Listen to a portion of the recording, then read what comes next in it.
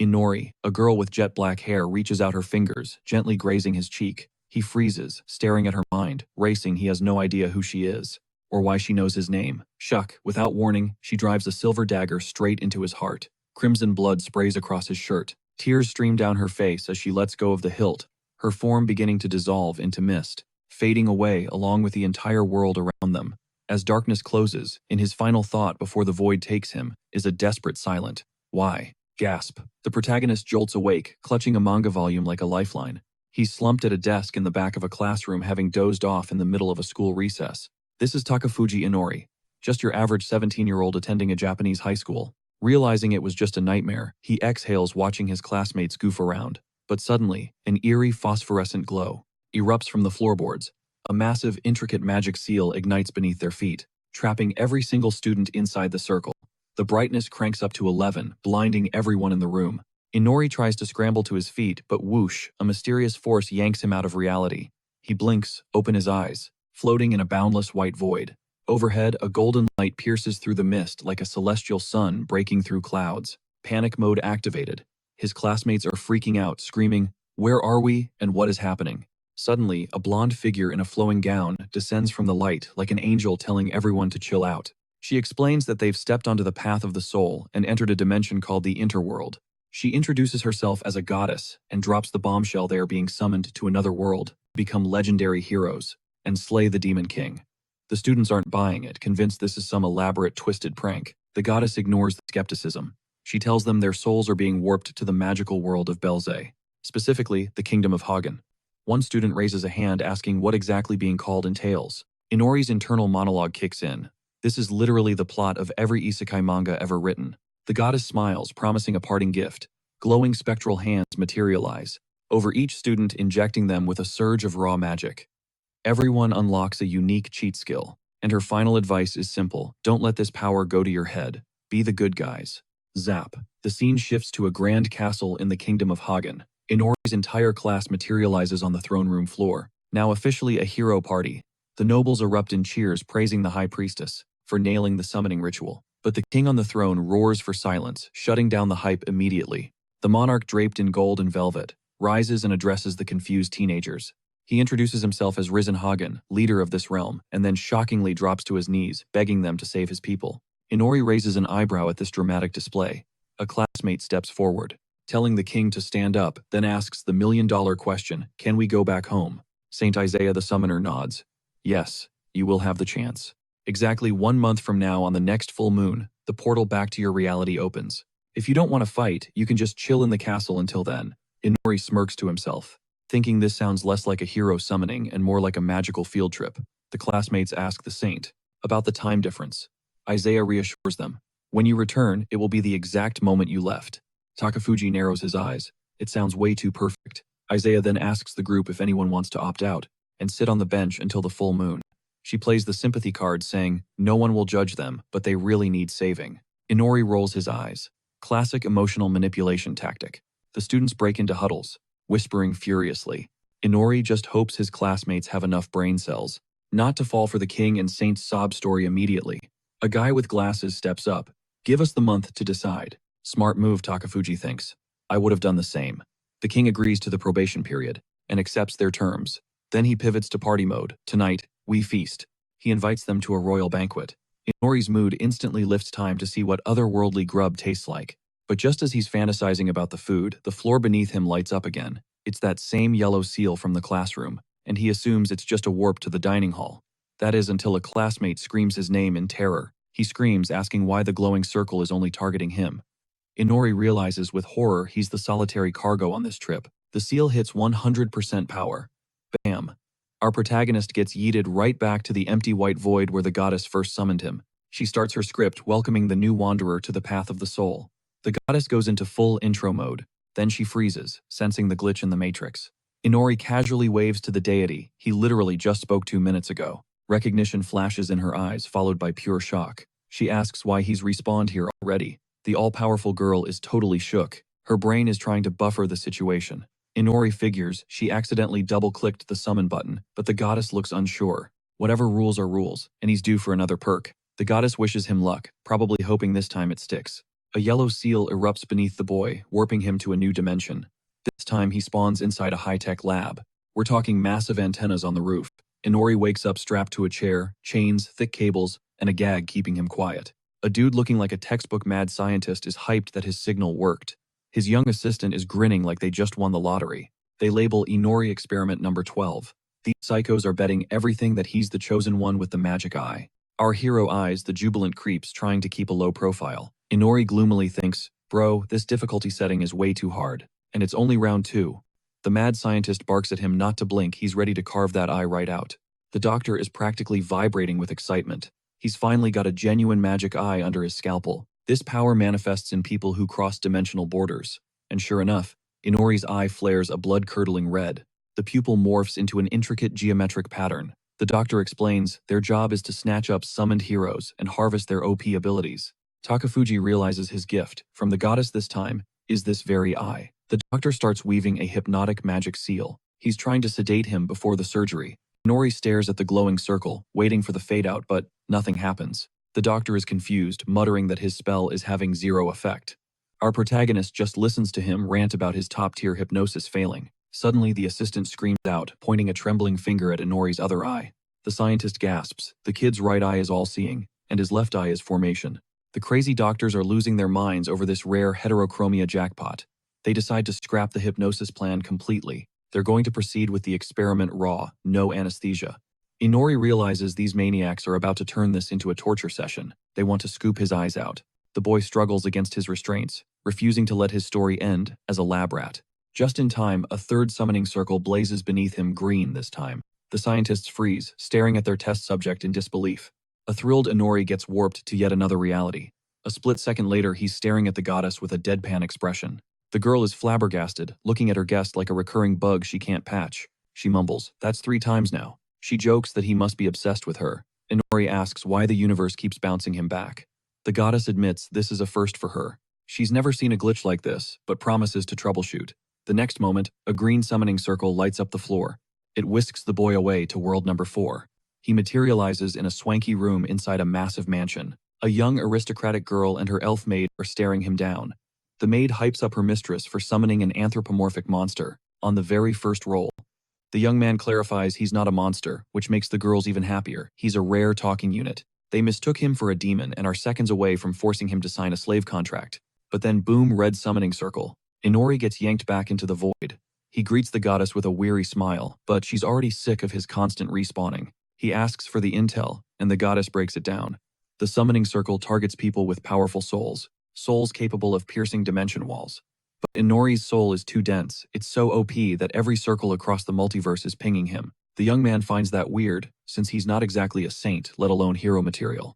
The goddess clarifies it's not about morality, it's about the raw horsepower of his inner self. If he can lock in a hero contract in another world, he'll stop glitching back here. She sends him off to a royal castle. There, a princess is analyzing his stats. Inori realizes he's now stacked with 4 divine gifts. He demands they sign a hero contract immediately to anchor him. But too late, a black summoning circle opens up beneath his feet, and the guy is dragged into another reality. This time he's summoned via black magic by an exhausted girl begging for backup. Hearing nothing about a contract, Inori just lies on the floor, waiting for the inevitable next summon. An orange circle hits, warping him to a gloomy mountain citadel. A massive demon army is cheering, welcoming the chill Inori. They think he's the resurrected demon king, but before he can even settle in, he's back in the divine void. The goddess sighs. He realizes his inventory is stacked with her gifts. The guy just nods, letting that dark energy surge through his veins like a caffeine hit. Suddenly the goddess drops the mic. The next summon is the grand finale, a parting gift. She syncs his build and tells him to check the system HUD once it loads. Boom. Inori spawns right behind. 3 Japanese high schoolers getting the royal welcome from the local king. First up on the roster is 17-year-old Shinzaki Ryuto. Next is 17-year-old Karasawa Tamaki. And rounding out the trio is 16-year-old Isogai Aoi. They're squad goals from the same school, dapping each other up, while Inori quietly vibes in the background like an NPC. The king is glitching out. The script said, 3 heroes. Takafuji's internal monologue goes dark. There are 4 of them, and the main 3 are clearly a clique. The protagonist realizes he just crashed someone else's multiplayer lobby. Inori and the hero squad stare at the king, waiting for answers. The monarch is shook, asking how this bug in the system happened. How does a random stranger spawn alongside the VIP summons? But hey, if he was dragged into the server, guess they're stuck with him. To the king's left, a girl steps into the spotlight and addresses the party. The first princess claims the summoning credit. Inori sighs internally, another manga cliché. The classic high and mighty tsundere princess. She demands they smash that like button and thank her for the trip to the kingdom of the rising Sunday. Lore drop, this world is a remix of humans, demi-humans, and demons. But the demons, led by their king, started their own faction and are now aggressively pushing the borders. Because of this, Mikado Empire ordered every kingdom to draft heroes. The catch, only girls with royal blood have the mana to cast the spell. Every country is grinding XP for their heroes to fight demons. The princess thinks this strategy is genius. Inori is pretty sure. Spamming low-tier units, instead of focusing on quality, won't stop a boss fight. The princess orders the Rising Sun squad to grind hard and delete the Demon King. Shinzaki Ryuto raises a hand for a question. The princess predicts. He wants to know about the logout button. She shuts it down. There is no way back. This entitled girl says, they should be grateful for the isekai ticket. Inori thinks this princess needs a crash course from the Higan Kingdom on how to actually treat guests. The king tells the heroes to tap the tablet to unlock their perks. The priest brings out a magic iPad.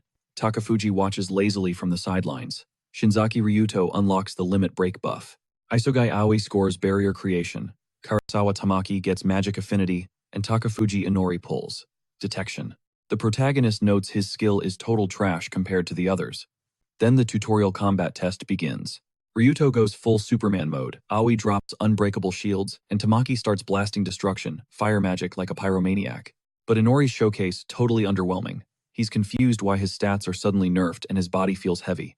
The guy rage quits the test to save himself from more cringe. That evening, the whole squad links up in Ryuto's room for a debrief. Tamaki asks why the devs even summoned a weakling like Inori. She claims she wasn't worried, just curious. Inori smirks, he's detected tsundere number 2. Ryuto plays peacemaker, saying, detection is actually a clutch support skill. Shinzaki asks Aoi to run defense for Inori with her barriers.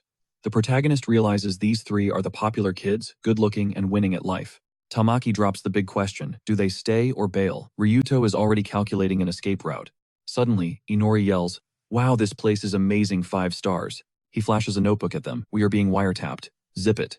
His useless detection skill, just ping the radar signature. He can sense living targets. Within a short range, there's a maid camping right outside the door. She faked leaving but is totally eavesdropping. Inori scribbles a request to Aoi, need a soundproof barrier. Now. She nods, activating her hacks. A green dome shimmers into existence. We're muted, she whispers. Aoi warns it won't last long. So they need to speedrun this convo. Ryuto hypes his friend up for the clutch move.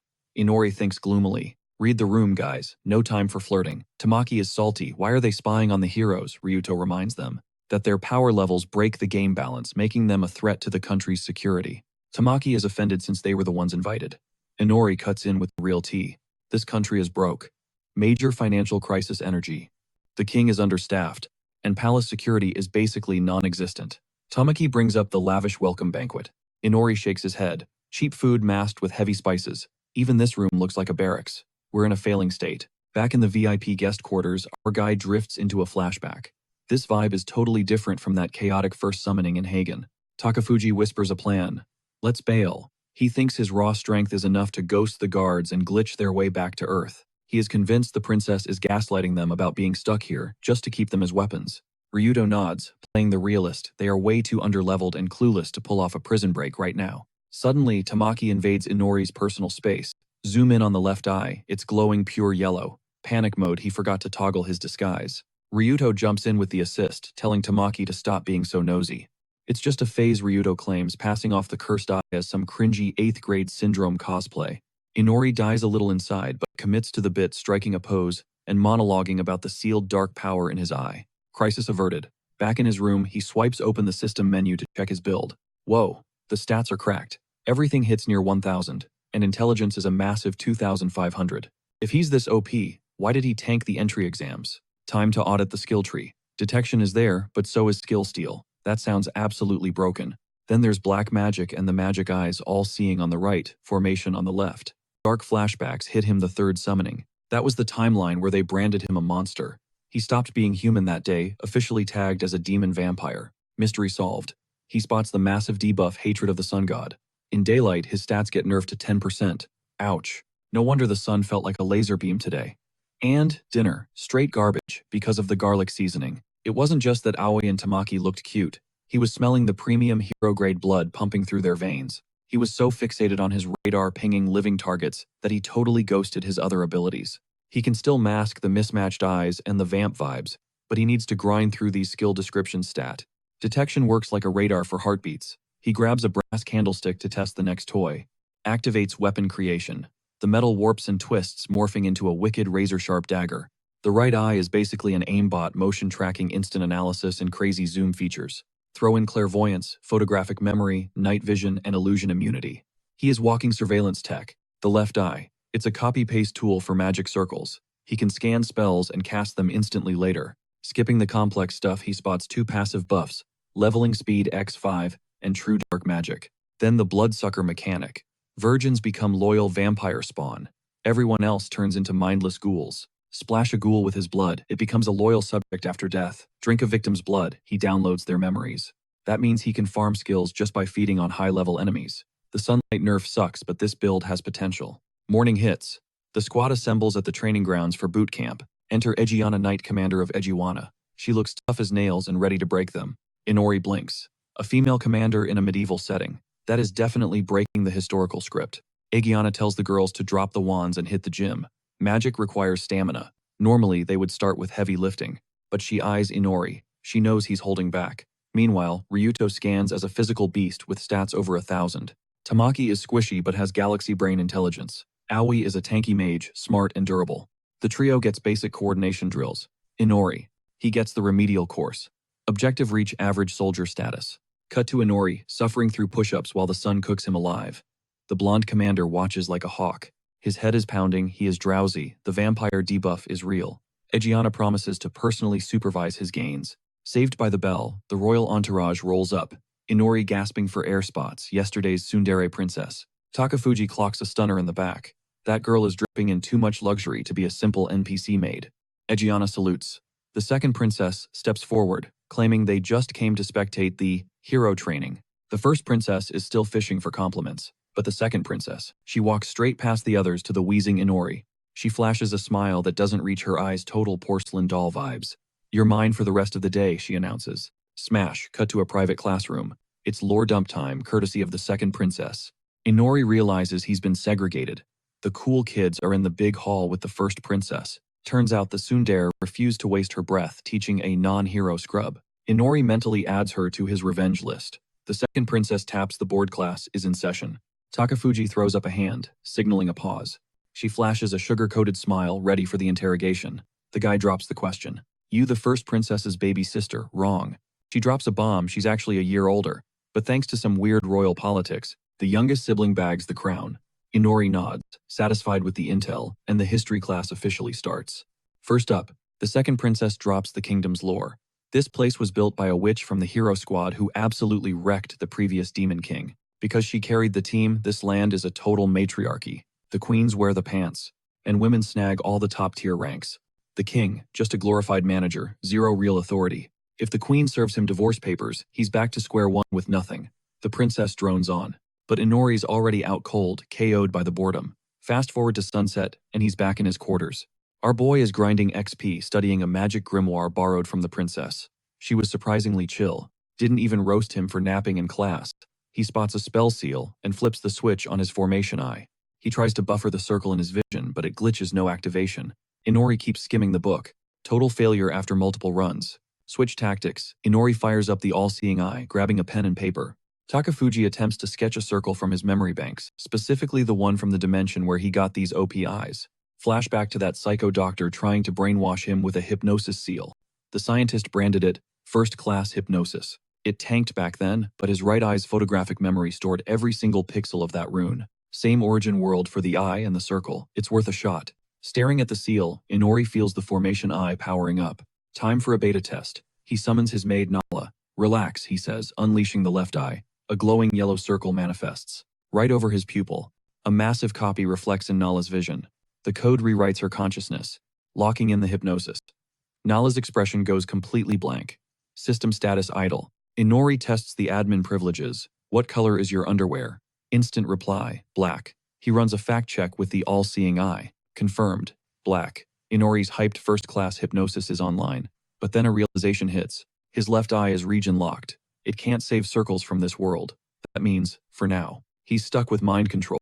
He decides to sketch the second import, that yellow summoning circle, used for dimension hopping. Inori saves the file to his left eye and unlocks the teleportation perk via magic circles. He spawns a destination point in the forest outside the capital. Inori warps instantly. The loadout: left eye for teleport hypnosis, right eye for editing the code. By drawing. Now the kid has a permanent escape route. Once night falls, he's at full stamina and ready for a skill check. First up, true dark magic.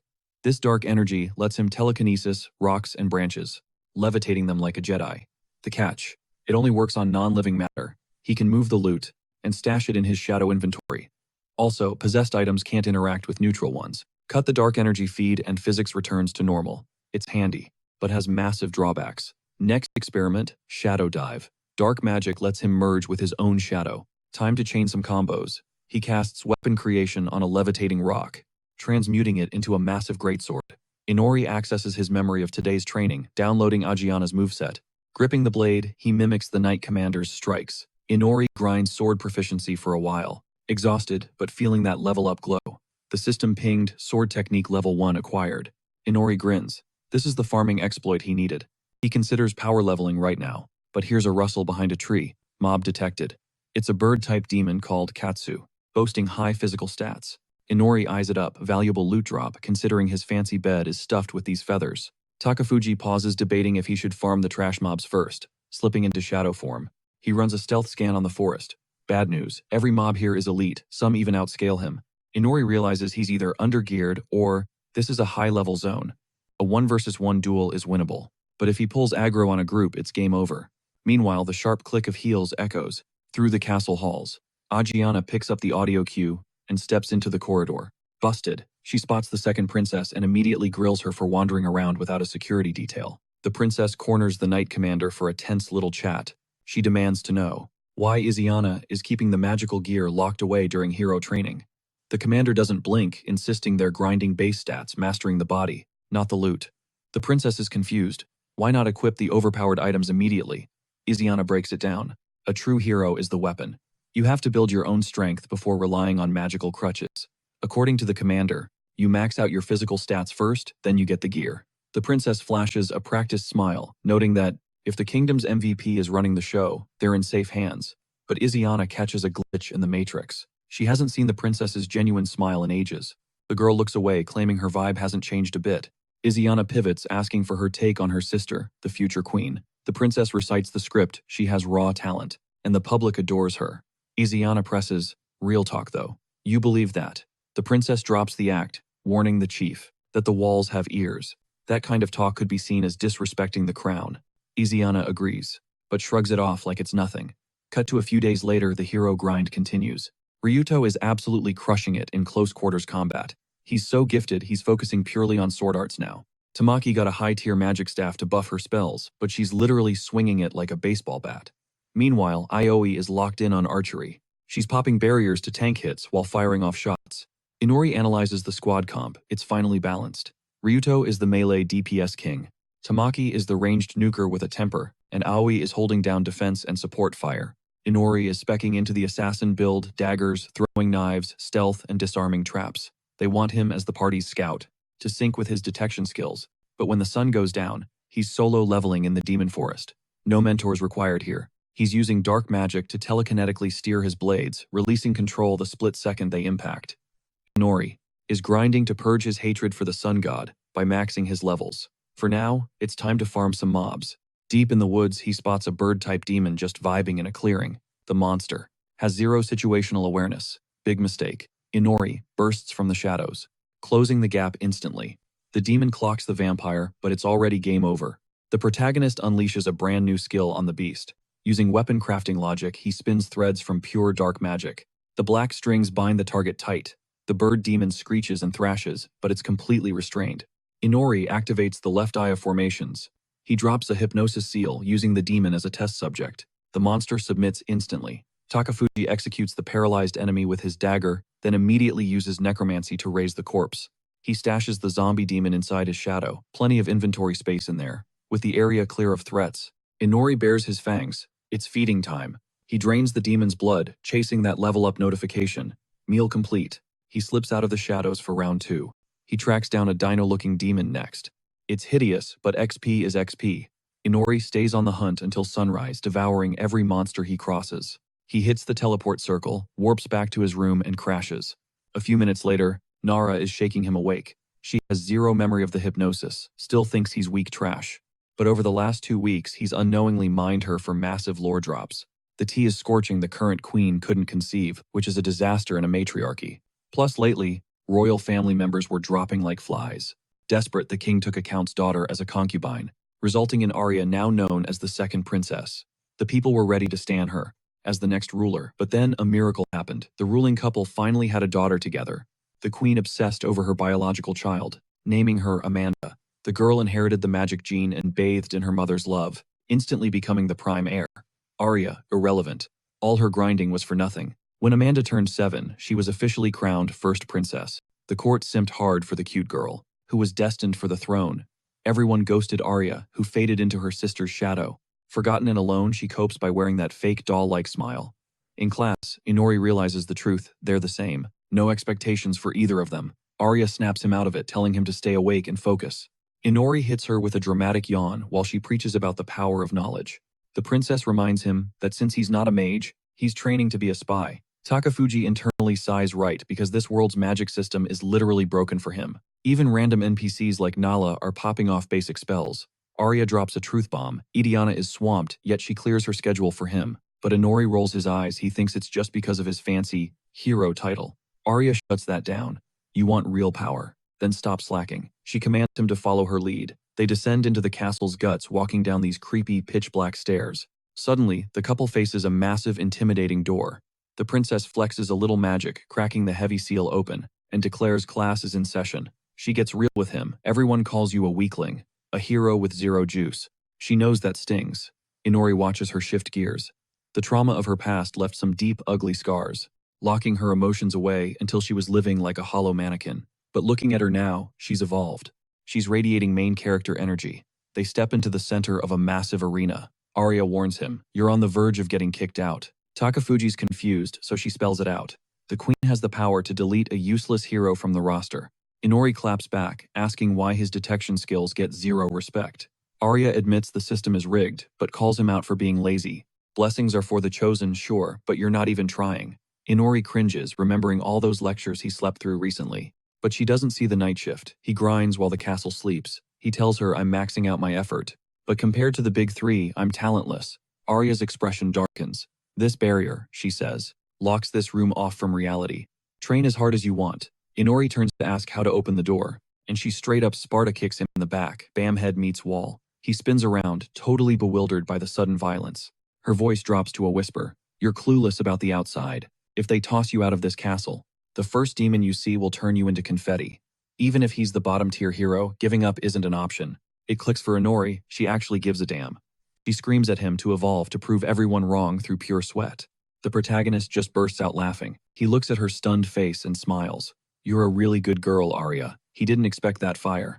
She turns beet red, begging him to quit teasing. The guy gets serious. "I love being alive. Dying isn't on my schedule." In that moment, they're the same. A sudden pressure radiates from him. She feels immense hidden power. Inori knows exile is coming, but he can handle the heat. Back in class, he plots. He's not leaving until he downloads every scrap of intel about this world. Cut to the training yard. He's drilling with the dagger again. He thinks, "I have to make this detection skill valuable." He needs to prove his worth. But the syllabus sucks. No real dungeon runs on the calendar yet. Workout done, he heads straight to Egiana's office. She welcomes him in, but keeps it real. "This is going to be rough." Inori nods. "Look, I know my combat stats are trash." Egiana agrees, but there's a twist. The head of knights looks him in the eye. She's not underestimating him one bit. She drops an offer, join the Order of Knights. She needs that radar of his for dungeon mapping and battlefield recon. She can't save a hero from politics. But if he drops the title and becomes her soldier, she owns him and protects him. It's his loophole to avoid banishment and take back control. Inori hesitates. Knights have way too many rules. Give me some time to chew on it. Egiana gets it, but leaves the door open. "Come back when you hit a dead end." He asks, "You mean exile, right?" She stares out the window, at the royal flag looking grim. "That's exactly what I mean." Fast forward a few days. Inori's back in the lecture hall. The rumor mill is buzzing. Heroes from the neighboring kingdom are incoming. Arya confirms the VIP meet and greet is tomorrow. Even the second princess is showing up. Classes are cancelled, but Inori's mailbox is empty. He wasn't invited, and he knows exactly why. Takafuji isn't stupid. He knows they're ghosting him. The next morning, the foreign delegation rolls in. The capital is popping off with parades and fanfare. Inori chills in his room, pondering the kingdom's budget. With all this spending, he gripes, "You'd think they could afford one more chair."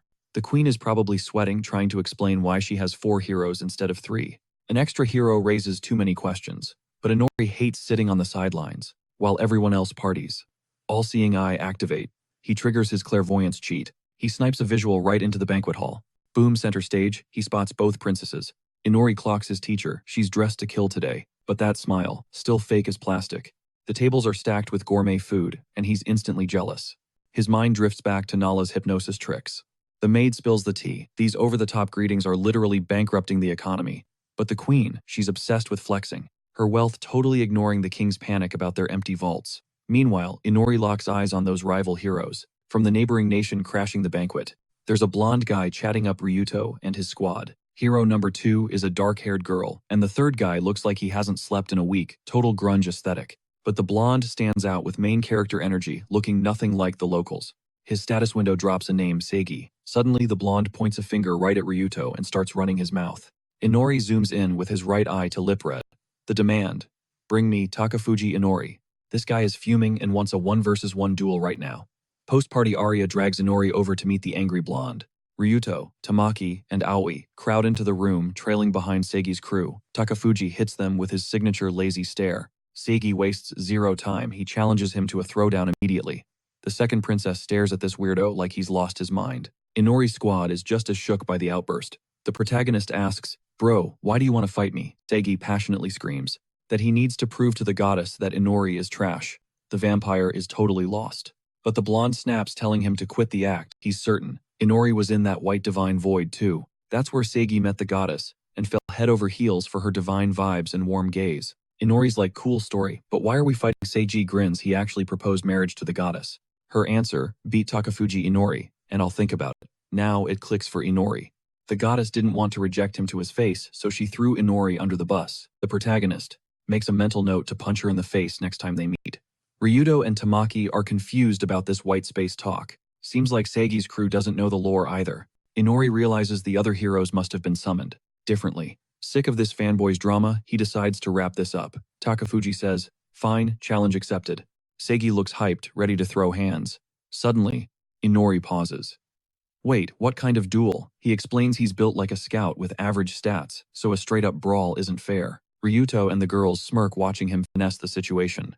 Inori drops the bait. "Unless you like bullying the weak, then sure, let's fight." That triggers Seigi. He snaps that he agrees to any terms. The room gasps at how fast he took the bait. Inori suggests a night training dungeon filled with mobs. The win condition: be the first to drop the floor boss. Seigi, overflowing with ego, agrees instantly. Ryuto whispers, "Bro, how are you going to defeat the boss?" The vampire just smirks. No need to panic. He has a scheme. Deal sealed for tomorrow. Cut to post-dungeon. Inori stands before the queen. She's furious. "Explain this mess," she demands. How does he explain getting absolutely crushed on his own terms? Takafuji admits Seiji was a beast. The guy blitzed through the monsters and found the boss instantly. His sword skills were way above Ryuto's level. He soloed the boss without a scratch. And Inori, he didn't even try to fight. He just used stealth to ghost past the monsters and the boss. A total loss. The queen says she previously ignored his laziness because the king vouched for his untapped potential. But embarrassing the nation is where she draws the line. The queen drops the hammer. Inori is banished from the kingdom. Arya and Idiana look crushed, but the young exile just gives a weak, knowing smile. He saw this coming. "Objection," he states calmly. Inori asks, "What damage to the reputation exactly?" The queen replies, "It's because of his defeat in the duel." Now the neighbors know about his shameful loss. Inori counters, "I lost, sure, but only my pride took a hit." The queen demands he explain himself. The young man breaks it down. Seigi just wanted to impress a girl. They agreed strictly to keep it on the down low, no press, no leaks. Plus, the public doesn't even know Inori is a hero. He's just a regular guy to them. So the kingdom's honor is safe. According to the vampire, the whole duel was a joke. But that doesn't mean he was just hiding. He just sat there, fingers interlaced, totally unbothered. The guards dragged in 2 massive sacks straight from the dungeon. Those bags were bursting with gold coins and gemstones. You should have seen the look on the queen and the first princess's faces, total shock. Gold spilled onto the floor, glittering in the light. Inori casually explained that while the blonde was busy cleaning up the dungeon, he snagged all the treasure from the first floor. The queen picked up a gold coin, a greedy little smile forming on her lips. Inori pointed out that this haul was only possible because of his detection skills. He'd planned this whole flex from the start, just so they could understand exactly what he brings to the table. Arya stared at him, eyes wide, realizing he'd played them perfectly. With the queen's stamp of approval secured, he waited for the sun to dip. Nightfall meant hunting time. He hit the forest, slaughtering demons left and right. He drained their blood using dark magic to power level. Moving like a ghost, he slipped into the shadows, cutting out the boring search time. But honestly, he was getting sick of snacking on weak demonic birds. Suddenly, his detection pinged. Something was out there, but it was blurry. Time to bring out the big guns, the all-seeing eye. He channeled its power to shatter illusions. Boom, a massive scarlet barrier appeared ahead, hiding a secret zone from the rest of the world. Standard detection got fooled, but his magic eye saw right through the glitch. Inside the energy field, Inori spotted creatures with glowing eyes. He stepped through the barrier, ready to bolt if things went south. The magical wolves instantly caught the scent of an intruder drenched in blood.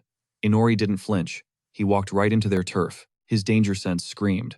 A pack of white wolves charged straight at him, growls ripping through the air. He realized this was his first real brawl with a monster pack.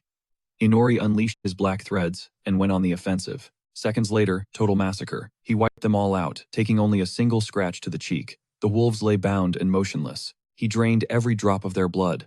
Inori smirked. If he kept finding high-tier loot like this, he could finally ditch the bird diet. Pushing deeper past the barrier, he spotted something epic. A towering ancient tree sitting on a tiny island, smack in the middle of a pond.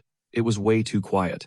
His gamer instincts started tingling. This is exactly when the boss music starts playing. And right on cue, a massive wolf launched a sneak attack from behind. No time to react. Rip. The monster tore his right arm clean off before slamming him with a heavy paw strike. The impact launched him like a ragdoll. Inori flew dozens of meters, screaming as he hit the ground. Shaking off the shock, he glared at the boss. It was Fenrir, a legendary magical wolf beast. He realized this wasn't just a demon, it was a high-tier magical beast. Sure, it managed to rip his arm off, but with that speed and strength, this guy is just a mini-boss. The real demon lords are going to be way tougher. Inori considered vanishing into the shadows, but knew the beast would just camp his spawn point. No escape. Fenrir didn't pause for a monologue. It rushed him at breakneck speed, unhinging its giant jaws, ready to swallow him whole. At the absolute last second, Inori dodged the death blow. His demonic wings sprouted, launching him into the air. He'd unlocked this flight ability back in the third world, when he turned vampire. They saved his life, but only because the wolf wasn't expecting an aerial counter. Fenrir snarled, asking why he breached the barrier. Inori wasn't fazed. Boss-level magical beasts always have dialogue lines. The vampire smirked and lied. "I'm just lost, bro." Fenrir wasn't buying it. "You don't just accidentally walk through a high-level illusion." Inori shrugged. "I saw a glitch in the Matrix and had to investigate." The wolf called him out as a murderer for slaughtering his kin and vowed revenge. Inori analyzed the situation and decided to stall for cooldowns. "Is this spot really that special to you?" Fenrir growled back. "You'll have eternity to think about it when you're dead." Then the wolf dropped some lore. They had sworn a blood pact with a witch. They were guarding this sanctuary to fulfill their duty to that legendary sorceress. And their job was to exterminate nosy demons like Inori. "Don't resist," the wolf advised, "and I'll make it quick. Unlike what I did to your arm." Fenrir froze. The vampire's arm had already grown back completely. Supernatural regeneration is a cheat code. The wolf admitted the kid was built different, but swore he wasn't leaving alive. Inori's right eye flashed, predicting the incoming strike. He banked hard to the side, trying to create some distance. He couldn't gain enough altitude yet. Fenrir scrambled up the rock face instantly, refusing to give him a second to breathe. Dozens of razor-sharp blue projectiles slammed into the vampire, tearing into his flesh. These things were punching holes through ancient trees like they were paper. Inori was knocked back, totally caught off guard. Fenrir was literally weaponizing his own fur, firing it like missiles at his target. But the wolf isn't giving him any runway. Fenrir clocks the vampire skimming the dirt and unleashes a barrage. Blue needles slam into the kid, grounding him instantly. His wings are shredded. Flight is officially off the table. Inori's trigger finger is itchy. Dark magic engage. Wooden stakes burst from the earth, homing in on the beast. Fenrir pulls a sick dodge, leaping clear. The vampire admits he prepped those traps for a worst-case scenario, but this boss fight is far from over, and the enemy is seriously overpowered. The massive wolf snarls, ready to rage until the bitter end. Fenrir stalks forward, scanning for more surprises. Inori knows the smart play is, to tactical retreat right now, but his left eye is still glitching with the hypnosis stamp.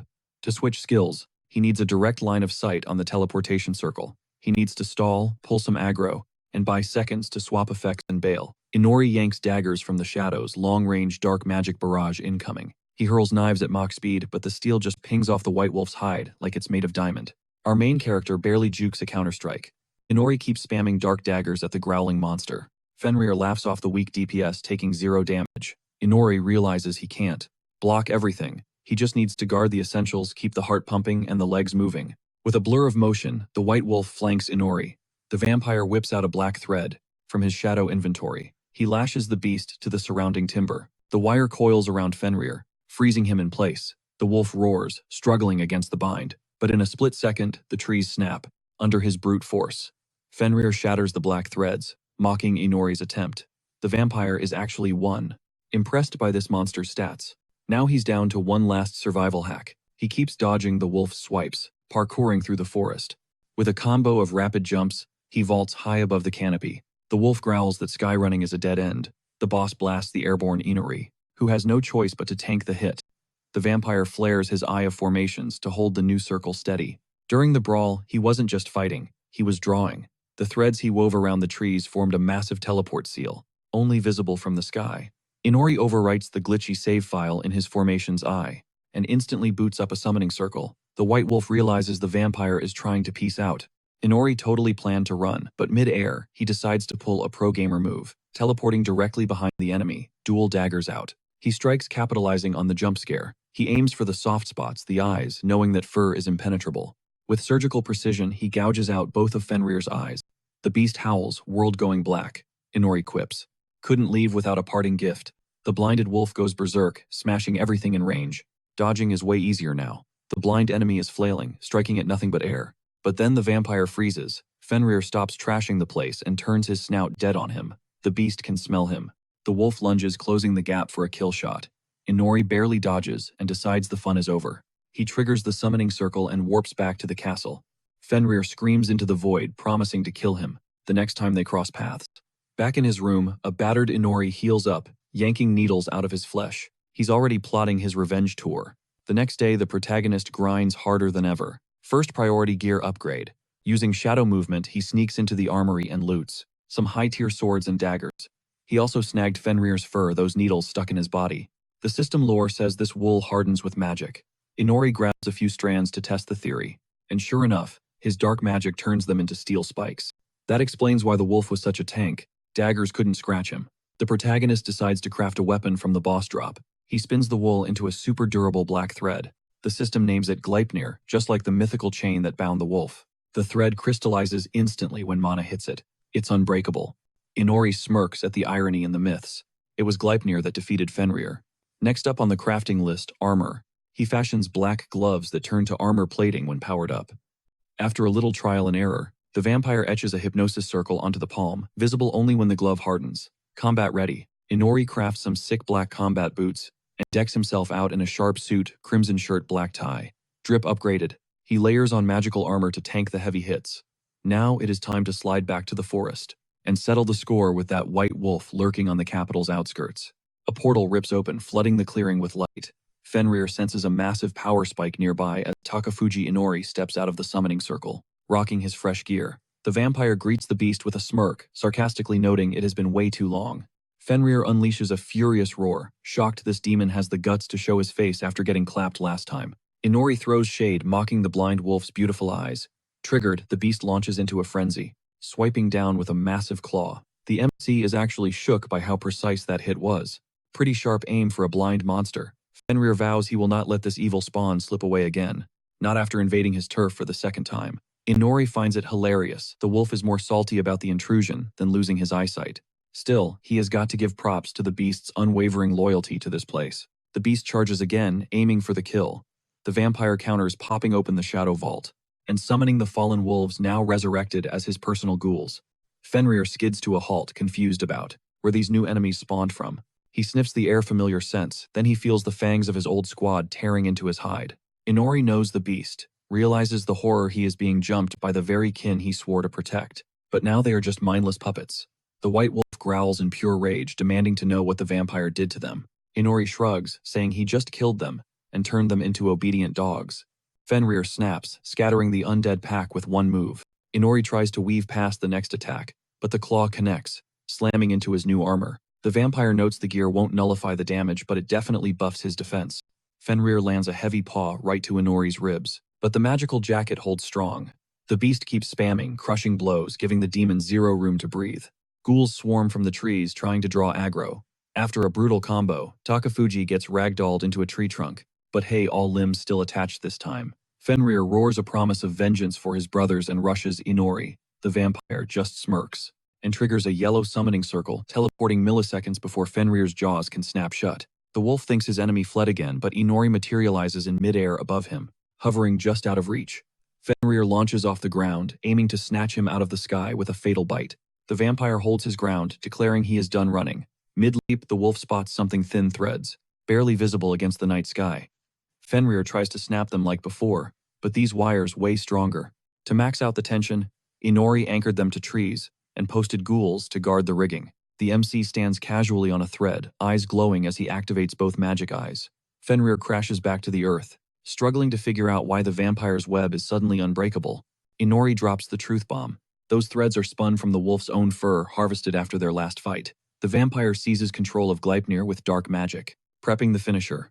The super durable threads wrap around the stunned wolf from every angle. A split second later, Fenrir is slammed to the dirt, completely immobilized. He struggles with everything he has got, but the Gleipnir bonds are indestructible. Inori points out the beast never saw the trap coming, because the threads were made of his own fur, perfect camouflage. The vampire was baiting him the entire match. He tanked those hits on purpose to keep the wolf's eyes off the sky. Then, at the critical moment, Inori sidestepped, leaving the enemy tangled in the web. The MC wishes the wolf luck. In the afterlife, Takafuji yanks the Gleipnir, tightening the noose around the white wolf's neck. Fenrir glances at his fallen brothers. He admits the vampire earned this win, but at least his oath to the witch is finally over, and the eternal debt is paid. Under the full moon's glow, Inori ends the magical beast's life. The demon vampire drains the defeated enemy, thirsty for power. Absorbing a boss-level opponent pays off big time. He instantly jumps 5 levels. Plus, he unlocks new abilities, including a skill called King's Vessel. Inori tries to check the stats on the skill when he hears a voice. The dead wolves. They are talking. They are speaking directly to him. The MC realizes this is the King's Vessel perk. He can communicate with his subjects. The wolf familiar begs Inori to turn the dead Fenrir into a ghoul. The pack awaits. The pack howls in mourning, honoring the alpha who held the line against every threat for decades. Death doesn't have to be the end. Inori vows to drag their guardian back from the void. He's not done protecting them yet. Morality isn't the issue here, firepower is. But the adrenaline crash hits Inori like a truck. The battle took everything out of him. He's desperate to crash, but duty calls. Fast forward a bit, and he's dragging himself to the hero Ryuto's quarters for a feast. But this isn't just a meal, it's a strategy meeting. The topic: the toxic beef between the two royal sisters. Tamaki doesn't hold back, guessing the second princess is just an antisocial ice queen. Aoi nods along, co-signing the theory. Why the bad blood? Inori just stares at his plate, stabbing a fork into a garlic butter steak, looking completely checked out. Then Ryuto drops the bomb. Inori is the key to fixing this royal mess. Our guy blinks, totally confused, since when is he a marriage counselor? He gestures to Tamaki and Aoi. Shouldn't the girls handle the emotional stuff? They speak the language better than he does. Ryuto shakes his head. Inori's got the inside track. He's literally the only one the second princess tolerates during their theory lessons. That leaves one move: corner the first princess and broker a peace treaty between the siblings. Inori's skeptical. Isn't she totally full of herself? Ryuto just flashes that hero smile. He's already set the stage. Turns out Princess Amanda is obsessed with our golden boy Ryuto, and he knows it. He practically brags about it, making Tamaki and Aoi gag in the background. They roast him for his ego, but Ryuto ignores the shade. He slides a bribe across the table, a 7-day vacation from lectures. Inori takes the deal instantly. Cut to the royal quarters. Inori knocks and Amanda's voice drifts through the wood, granting him an audience. Time to kiss the ring. Inori steps inside the heavy door, clicking shut behind him. No backing out now. His eyes scan the room. It's screaming wealth. Gold velvet, rare artifacts everywhere.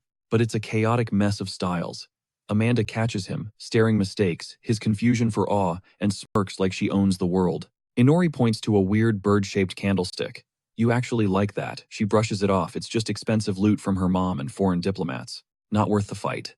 Inori pivots, dropping the real question. What's the deal with you and your sister? She flinches, looking away. I don't care about her. Inori sighs internally. Dealing with a textbook, tsundere is going to be a nightmare. Then Ryuto's words echo in her head. She knows exactly why Inori is here. He's playing peacemaker. Her fingers twist nervously into her hair. It's not like I want to fix things, she mutters, totally unconvincing. Inori presses harder. Do you want a truce or not? She snaps, practically ripping her hair out, screaming that it's none of his business. This is going nowhere fast. Time to play the ace up his sleeve. Shame, he shrugs. This was Ryuto's big dream.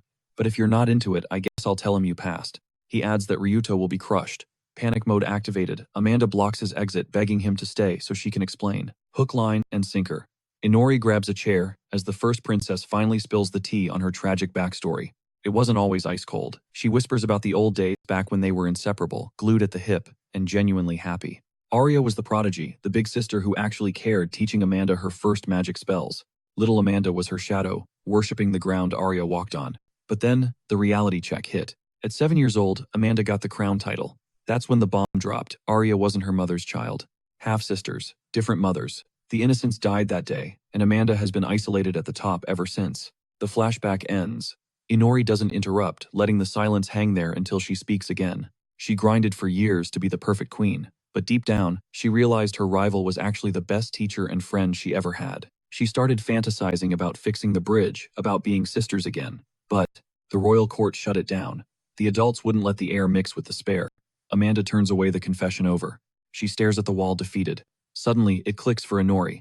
The arrogance, the attitude, it's all a defense mechanism. That clutter in her room. It proves she has no taste of her own. She's a doll manufactured by people who just wanted a perfect queen. Without the title, she's nothing. So she clings to the princess role for dear life because it's the only identity she has left. Amanda snaps at him to say something. Inori smirks, teasing that maybe some of that bratty attitude is actually natural. Then he gets real. Just walk up to her. Say hi. Start there. I can't, she panics. The servants, the court, they'd never approve. Inori raises an eyebrow.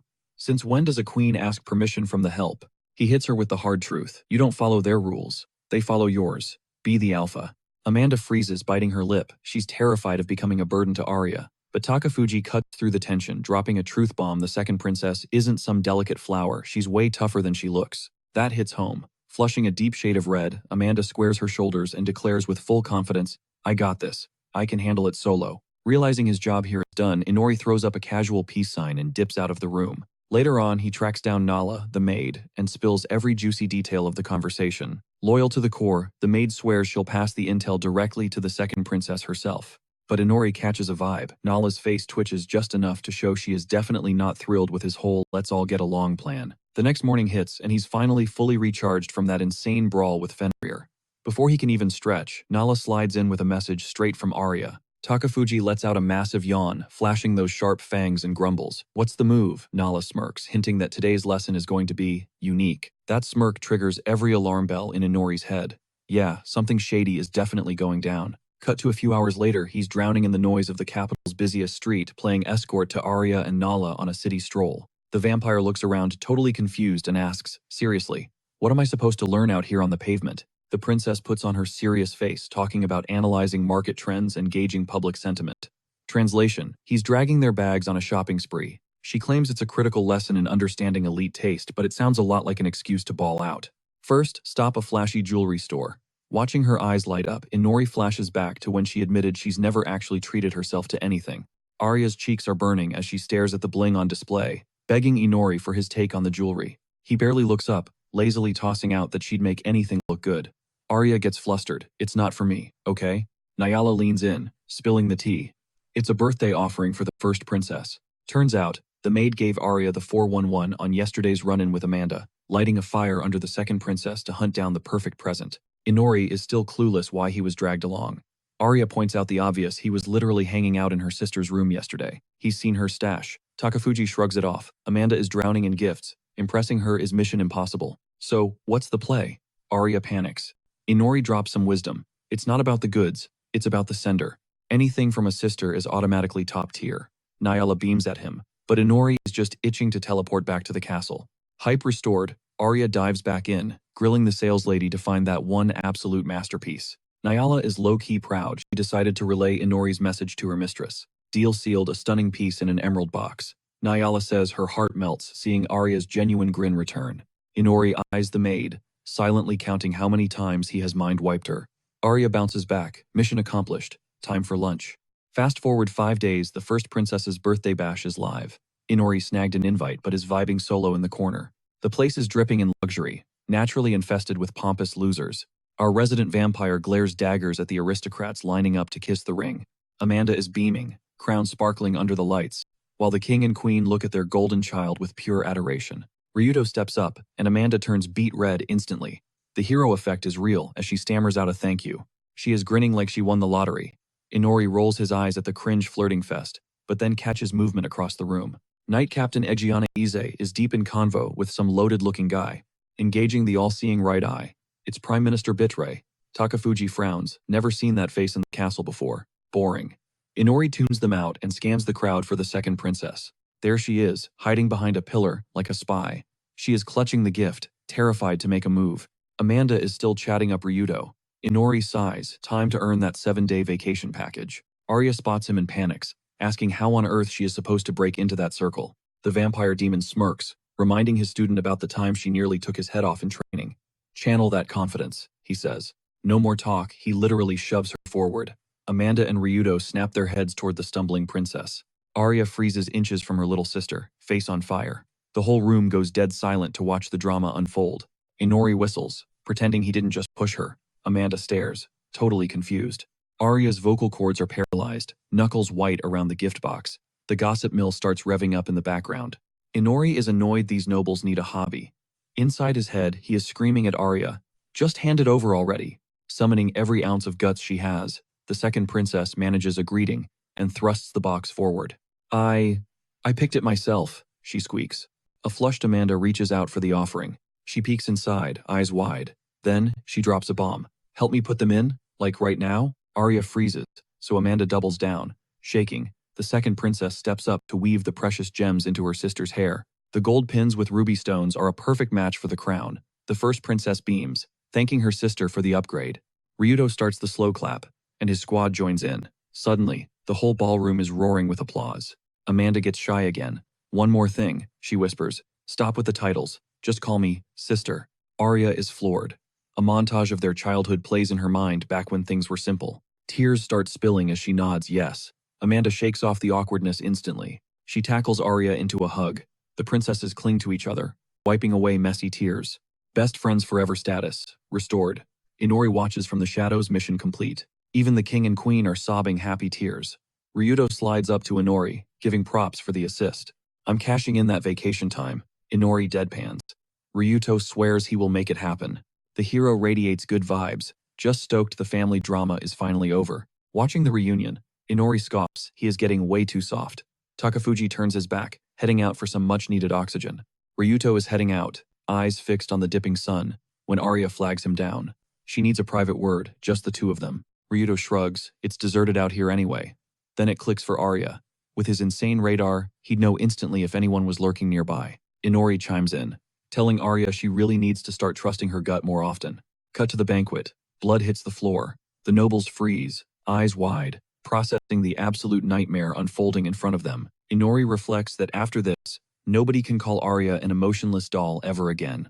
A blood-curdling scream tears through the air. Arya doesn't hesitate, she bolts toward the banquet hall, desperate to see what's going down. Inori slams the brakes, physically blocking Arya from the danger zone, but she can't block the view. Arya freezes as the queen's severed head rolls across the floor. Prime Minister Bitre just executed the royal couple. He roars at the crowd to shut their mouths, branding them all pathetic sellouts. Surrounded by stone-faced guards, Bitre spits facts. He accuses the elite of watching the country burn while doing nothing. The queen blew the treasury on useless luxuries, and the king let her run wild. Bitre shoots a cold look at the thrones, where two headless corpses still sit in a mockery of rule. He drops the bombshell. As the true heir, he is the new king, and standing beside him, Egiana is crowned the new queen. Inori realizes the grim reality the head knight has flipped sides. Meanwhile, Amanda collapses, kneeling before her mother's severed head. Grief turns to rage. She snaps out of the shock and starts channeling raw magic. The princess screams that Bitre has completely lost his mind, winding up a massive spell to end him right there. The self-proclaimed king steps up to the first princess, blade drawn and ready. Egiana blurs into motion, intercepting Amanda with a vicious swing. The princess feels a sharp sting, looks down, and sees her own hand hit the floor. A gut-wrenching scream rips from Amanda's throat. She drops to her knees, her magical aura sputtering out as shock takes over. Ryuto, Tamaki, and Aoi are barely shaking off the stun. Egiana locks eyes with them, giving Ryuto a dark warning. Don't even think about moving. The Knight Leader makes it clear. Try anything, and you end up butchered like the royals. Bitrey turns his attention back to the trembling nobles, the so-called heirs of the Great Witch. He screams in their faces, accusing them of being sheep who blindly followed a corrupt queen, and for summoning heroes when the nation was already on its knees. That was their ultimate sin, and the only way to scrub it clean is with blood. Eyes flashing with dark intent, Egiana looms behind the kneeling Amanda, and with one clean stroke, off goes her head. Arya watches, paralyzed, as her entire bloodline is wiped out in seconds. Inori grips her tight, thinking this nightmare has hit rock bottom.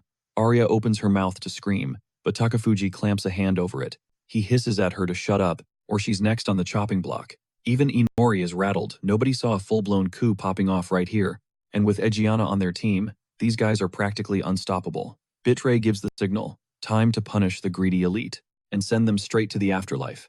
Panic explodes. Aristocrats are screaming, scrambling in every direction like trapped rats. It's a slaughter. Soldiers hunt down the runners, turning the banquet hall into a kill zone. Every single guard joins the bloodbath, slicing through the crowd with zero mercy. Bitrey keeps preaching over the screams, ranting about corruption and usurpation, calling out their bribery and filth. He doubles down, they all deserve to rot. Inori whispers frantically to Arya, calm down, don't move, muscle. It's binary now, die for nothing, or survive to fight another day. Meanwhile, Ryuto drops to his knees beside Amanda's headless corpse. He roars at the usurper. No one deserves to die like this. Bitrey slowly pivots to face the young hero, doubling down, that every aristocrat in this room has earned their death. Their crime? Neglecting the very nation they swore to protect. Ryuto screams back that murder isn't the answer. The former prime minister studies the boy, his mind flashing back to grim images of the starving slums rotting in the capital's shadow. He tells Ryuto straight up, you don't know a thing about the real world. Bored of the debate, the king orders Egiana to bag the trio. The head knight unsheathes her blade, cold and professional, telling Ryuto to make it easy on himself. Instead, Ryuto pops his ultimate, Blessing of Beyond Limits, forging a blade of pure light energy. He lunges at Egiana, but she's ready, tanking the hit with a dense magical barrier coating her steel. She admits he's got speed and power, not bad. Ryuto grits his teeth, pouring every last drop of stamina into a flurry of strikes, but it's like hitting a wall. Egiana parries every single slash effortlessly, feet planted, not giving an inch. Stray energy blasts tear up the banquet hall. Off to the side, Aoi is sweating, barely holding up a barrier to keep the soldiers off her and Tamaki. Tamaki tries to break away to help Ryuto, but Aoi screams at him she can't keep this shield up solo. Egiana stares Shinzaki Ryuto down, cold and detached. The kid is gassed from his first real deathmatch, but there's zero quit in his eyes. Egiana notes that since Tamaki and Aoi decided to jump in, they're going on the punishment list too. Ryuto shifts to defense, burning fumes just to survive the onslaught from the woman who used to be his mentor. Egiana drops the hard truth. They could dance like this until sunrise, and he still wouldn't stand a chance. The Knight Commander. He drops a cold ultimatum. Surrender to the squad now, or watch them execute the second princess. Inori remains ice cold, staring down a sobbing Arya. He hits her with the brutal truth. Keep grieving, and this spot becomes your grave.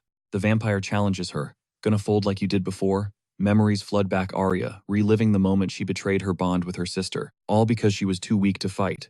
It clicks instantly that pampered royal life? It's gone forever. The second princess rises, eyes burning with new resolve. She isn't quitting. She is going to survive. From now until her last breath, she answers to absolutely no one. Even Inori is caught off guard by this sudden savage energy shift. A smirk tugs at his lips. Let's bounce. Dropping the royal titles, he finally just calls her Arya. Silent but determined, the fallen princess shadows Inori. Meanwhile, the camera cuts to the chaotic duel between Ryuto and Egiana. Her next strike shatters his light sword into dust. Game over, the Knight Commander declares, launching him across the room with a bone-crushing kick. Tamaki flinches at the sickening thud of a body hitting the floor. In the center of the banquet hall, Egiana looms like a dark statue, blade gripped tight. Ryuto lies motionless at her feet, totally knocked out from that massive chest impact. Tamaki's mind races, grab him and bolt, now. But before he can move, Egiana smashes right through Aoi's defensive barrier. Defenseless and exposed, the girls panic. Egiana doesn't hesitate, barking orders for the guards to snatch them up. Troops swarm in instantly. They tackle the girls to the ground before anyone can even cast a single spell. Ryuto remains out cold. Egiana commands her squad to drag the whole trio down to the dungeon and throw away the key. The Knight Commander watches them get hauled off, a shadow of doubt crossing her face. Did she go too hard on Ryuto? She shakes off the thought and pivots back to the mission, hunting down the second princess. Egiana is betting everything that, even with his stealth skills, there's no way Inori is smuggling her out of this fortress solo. Takafuji guides the princess through the maze of hallways, eyes scanning every corner. She follows his lead without a word, still reeling from the massacre of her family. They ghost past the patrols, swarming the castle. Arya is awestruck. Inori is a literal master of stealth. Suddenly, the protagonist turns and checks. Can you cast right now? He clocks it. 10 seconds. 3 guards. Around that corner. He needs her to handle them with magic. Fast. The princess wants to just bolt, but Inori shuts that down. The soldiers have the only exit on lockdown, so there's nowhere to run. Stealing herself, Arya begins channeling mana for a spell. Inori counts it down 3 seconds. The ominous shadows of the soldiers stretch out from around the bend. Arya unleashes air hole. Instantly, vacuum spheres void of oxygen materialize around the guards' heads. Seconds later, all 3 drop, blacking out from suffocation. Inori is impressed. She dropped a trio in 1 hit. You're actually strong. Arya brushes it off as pure luck, thanks to the element of surprise. She checks on Inori, noticing he's winded from the constant running. The guy admits, he's running on fumes, but stopping isn't an option. The path ahead is clear, so they can slip through undetected. Inori calculates the odds. Grunts are easy, but Arya doesn't stand a chance against Egiana, the Knight Commander. And Inori? He's powerless until the sun goes down. He suggests ducking into an empty room to strategize. Arya is confused. Why would the staff quarters be deserted? Then, they spot the blood smear on the doorway. He kicks the door open, revealing a nightmare scenario. Every single maid slaughtered during the coup. Inori realizes the grim truth. They were executed just for being loyal to the crown. Arya collapses beside the body of her personal servant, Nala. The girl lies in a pool of crimson, glassy eyes, staring into nothing. The second princess clutches her friend, sobbing. Inori watches, detachment on his face, but his mind flashes back to shopping with Nala, seeing her happy smile just 5 days ago. The vampire demon feels a spike of irritation, another person he knew, wiped out in this senseless slaughter. Arya gently closes the maid's eyes and dries her own tears. Composing herself, she tells Inori she's ready to move. Takafuji asks for the next destination. Meanwhile, back with Ryuto, Tamaki, and Aoi, they're rotting in a cell.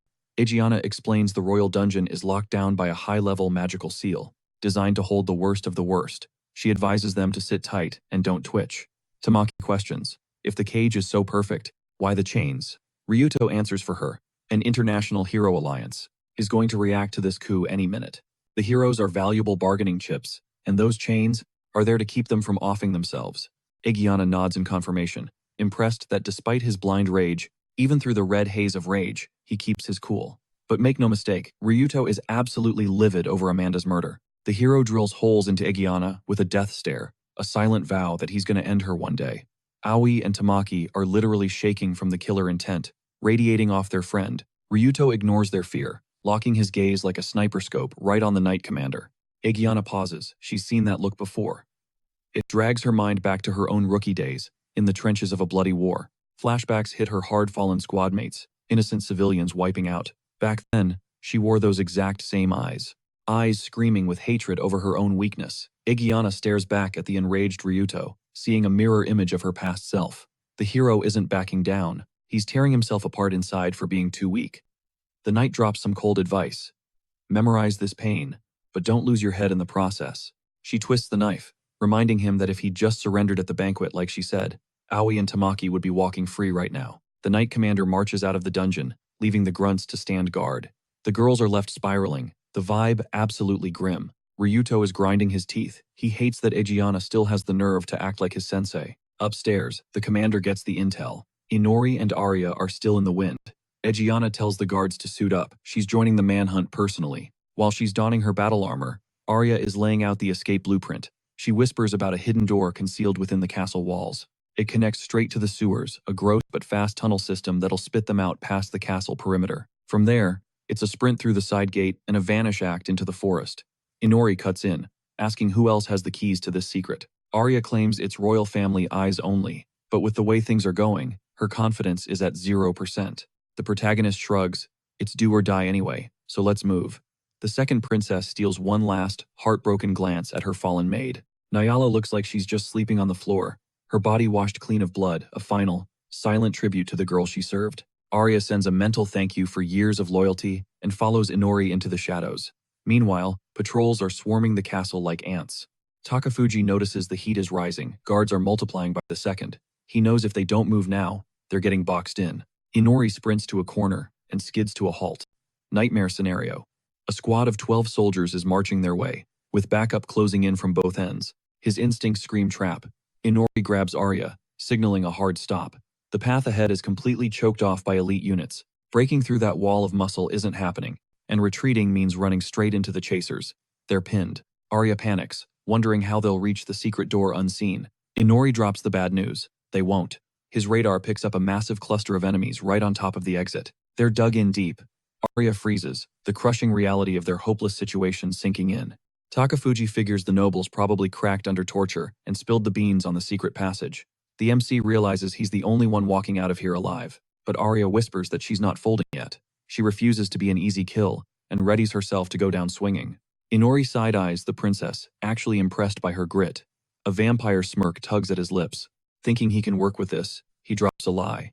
He claims he senses a foreign army marching on the capital right now. The demon bluffs hard, promising that there are powerful heroes in that army coming to save the royal bloodline. Arya's eyes light up with hope, asking for an ETA. Inori checks the sky. They just need to stall until sundown. Survive for 15 minutes. That's the window for survival. Arya nods, fully accepting that she has to hold the line solo until the cavalry arrives. Inori knows she has zero chance against a battalion, but he needs her focused. He decides to drag her to a blind spot with thinner security. Suddenly, a patrolman catches motion in the hallway and spots the duo making a run for it. He screams that he's found the second princess, triggering the hunt. Guards raise their bows instantly. A volley of magic arrows streaks toward them. Arya spins around, popping a magic barrier just in time to tank the energy blasts. She yells to Inori that they can totally survive these 15 minutes, but the second wave of arrows starts cracking her shield. Arya barely dodges a shatter, narrowly avoiding a lethal hit. Inori barks at her to bank right, heading deeper into the maze. They drift around the corner, the princess sweating as she keeps the shield active. The guard captain is barking orders to encircle them. Inori realizes the net is tightening faster than he calculated. Using his detection skills, he pings another squad, flanking from the left, and warns Arya about the ambush. She slams a barrier down in the corridor, walling off the enemies. But the soldiers snap out of their shock quickly. Blades drawn, they smash through the magical wall in a few hits and resume the chase. Inori notes that while they're being hunted, the trap hasn't fully snapped shut yet. Arya is running on fumes, her mana draining fast, but she keeps pushing silently. The sun is dipping low. They sprint toward a dead-end wall with a tiny window. The princess asks, "What now?" since they're cornered. Inori checks the time, 3 minutes left on the clock. The sun is ticking down, but our duo is trapped. Guards flood the corridor, cutting off the only exit. Another wave of magic missiles screams through the air. Arya flares her shield, swearing on her life she's got Inori's back. Smart move. The commander orders his squad to hang back and rain fire from a safe distance. It's a war of attrition designed to drain the princess dry. Arya is running on fumes, shrinking her barrier to conserve every drop of mana. Another volley hammers the defense. She tries to patch the cracks with a fresh shield, but her energy is tanking. Exhaustion is winning, yet she refuses to fold. She is determined to hold the line until the bitter end. Burning her own life force to fuel the wall, she repels the attack and screams back at Inori, begging to know when the cavalry is coming. The commander grins, certain this next shot ends the game. That's it, her legs give out. But when she turns to her partner, he's gone.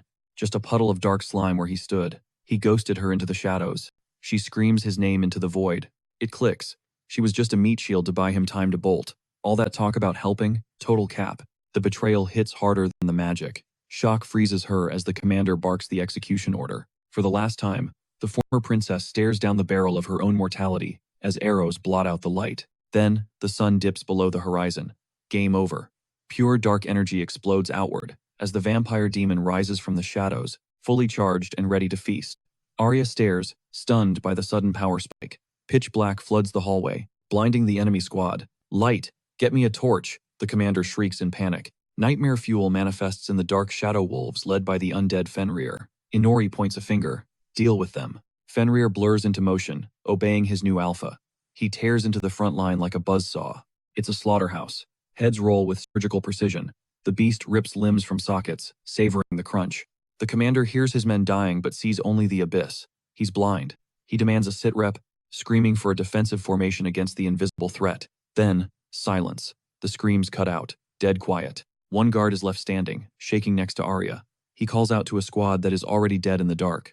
Ghost mode engaged. Inori materializes right behind the survivor without a sound.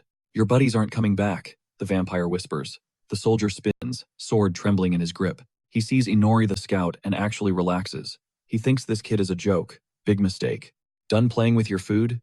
Inori asks. The massive wolf looms over the guard from behind. The shadow beast looks bored by how weak the prey was. The guard's knees hit the floor. Terrified by Fenrir's maw, the soldier begs Inori to save him from the monster. Irony at its finest. Inori flashes back to the banquet massacre. "You killed innocents then. Now? I return the favor." The guy is trembling, clueless that the failed hero standing in front of him is the real nightmare. "We all have secrets," the protagonist muses. Crunch. Fenrir snaps the guy's head off like a grape. Arya is on the floor, drowning in a pool of her own crimson blood. Barely conscious, she whispers Inori's name. She triggers a desperate healing spell, clinging to life by a thread. Inori sighs. "Waste of mana. You've bled out too much." No magic can pull her back from death's grip now. She gasps, asking if he was always this powerful. "Don't look at me like that." He shrugs. "I only level up at sunset. Daytime? I'm still trash. That's why I made you tank the damage. Honestly, I enjoyed watching you struggle." He stares at the dying royalty with zero empathy, cold as ice. But he remembers the fire in her eyes that blind faith in the future. "Since you fought so hard, I might cut a deal." Inori drops the polite act. "Straight talk. Are you a virgin? If you are, I can save you. The catch? You belong to me, my servant, forever." The demon lays it out. Die a human right here, or live as something else. It's a humiliating offer. She hates it, but visions of Amanda and Nayla flash in her mind. She can't quit yet. Arya locks eyes with him. "I'll make a deal with the devil if it means I survive." Inori smirks, staring down at his new prize with indifferent eyes. Music to my ears.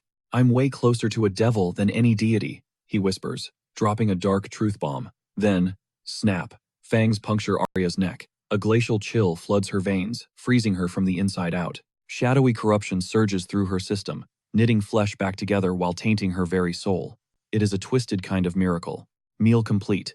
Inori drapes a cloak over the unconscious girl with surprisingly gentle hands. Then, the vibe shifts. He barks orders to his familiars. Clean up the trash left in the castle. He assigns a ghoul squad to bodyguard duty, keeping Arya in a protective bubble. As for him, he is planning a leisurely murder stroll through the halls. Time for some chaotic fun. Meanwhile, cut to the throne room. King Bitray is chilling when guards rush in with intel. The second princess is cornered. "Sire." Bitray's eyes go cold. "Lock it down," he commands. In his twisted logic, the only way to hit the reset button on this nation is to wipe the entire royal bloodline off the map. Flashbacks hit him hard: starving kids, gutter poverty, and the stench of death on city streets. Back in the day, he turned a blind eye to the suffering. Not anymore. The game changes right now. It is going to be a grind to fix this mess, but with Egiana's juice flowing through him, he is convinced he can forge a legendary empire. Destiny, right? But fate has a funny sense of humor. Inori materializes from the shadows directly behind the throne, a blade hovering inches from Bitray's skull. Slash. Bitray feels the sting of steel before he even registers the threat. Throat opened. Inori? He does not even blink. The guy is actually vibing with the bloodshed. The royal guards freeze, jaws on the floor, watching their supreme leader crumble instantly. Elsewhere, Adriana skids to a halt in the corridor. Geared up in full armor and hunting fugitives, her spider sense starts tingling. She cannot shake the gut feeling that something absolute nightmare fuel is going down just around the corner. Back in the throne room, Inori finishes the job, severing Bitray's head to match the king and queen's fate. He hoists the grisly trophy high like a championship belt. He faces the stunned platoon. "Coup is over, boys. Boss is dead. What is the play now?" Rage overrides fear. The guards charge, screaming for vengeance. Inori just cracks a wicked smile. He loves a target-rich environment. Shadows ripple as he manifests a cloud of daggers from his inventory. "You guys started this party with that banquet slaughter," he taunts. "I am just finishing it. Marking me as the villain? Congratulations. You just signed the death warrant for your entire regime." Whoosh. Thud. The shadow blades fly, dropping guards instantly. Zero survival rate. Inori sighs. He is craving a real boss fight. Someone who will not fold like wet paper. In the hall, the night girl catches the echoes of screams. Adrenaline spikes. She signals her squad, and they sprint toward the throne room to save the king. They are feet away from the heavy doors when the screaming abruptly cuts out. Dead silence. They burst through the entrance and freeze. Absolute carnage. The king, the guards, everyone is down. Standing in the center of the slaughter is Inori, dissipating his shadow magic. He pivots, locking eyes with the new arrivals. He knows exactly who they are. The battle maidens. 4 elites answering straight to Igiana. The leader steps up, voice shaking. Takafuji Inori. Did you seriously orchestrate this bloodbath? The vampire looks bored. Not in the mood for a chat, he shrugs. But I will answer your questions. If you promise not to hold back. It clicks for her. The hero they knew is gone. Standing there is a straight-up demon wearing a human face. Alpha, the redhead, spots a friend's body in the pile. Something snaps. Blinded by tears and rage, she launches herself at Inori. Inori does not even flinch. He stands there, letting her blade sink deep into his chest. Alpha is sobbing, thinking she ended it. Then, Inori's voice cuts through, dripping with sarcasm. Why so mad? Did I accidentally clip your boyfriend earlier? Before she can process, Inori drives a dagger into her throat. Game over. Her squad watches in horror, unable to comprehend how he walked off a fatal stab wound. The hole in his chest knits itself shut in seconds. Maria, the brunette, snaps out of it. Miranda, Alice, stay sharp. This guy is a monster. Steel rings out as the knights ready up. Inori summons his dark dual blades, health bar fully restored. Maria's logic. Can't regenerate a head, right? Inori flares his all-seeing eye, scanning their stats and weaknesses. Maria grips a blade crackling with high-voltage yellow lightning. Boom CC chain. Ice magic locks Inori's foot to the marble. Before he can react, a magic arrow slams into his ribs. Inori actually looks impressed.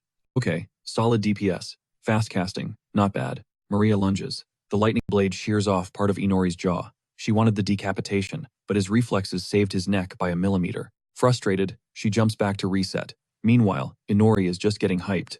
Finally, a challenge. Time to stop playing. Instead of chipping at the ice, he casually slices through his own trapped leg. He launches into the air, summoning Gleipnir mid-flight. Maria watches, stunned, as the severed limb grows back instantly. She tracks his arc, thinking, I will catch him on the landing, then shrieks of agony from behind her. She spins around. Miranda and Alice are hogtied on the floor, wrapped in unbreakable shadow threads. Look, I am on a tight schedule, Inori quips. Team fights are dragging. I want a 1 versus 1, with the runner-up champion. Just you and me. This scrap? Just a light warm-up before the main event with Egiana. Maria gives him props, calling him brave for stepping into the ring, with the Knight Commander. Inori scans his opponent's stats instantly. He hits her with a question. Why does the second strongest fighter, right under Egiana, drag around a squad instead of rolling solo? The vampire doesn't get the attachment. Why care about friends, when they're just dead weight in a boss fight?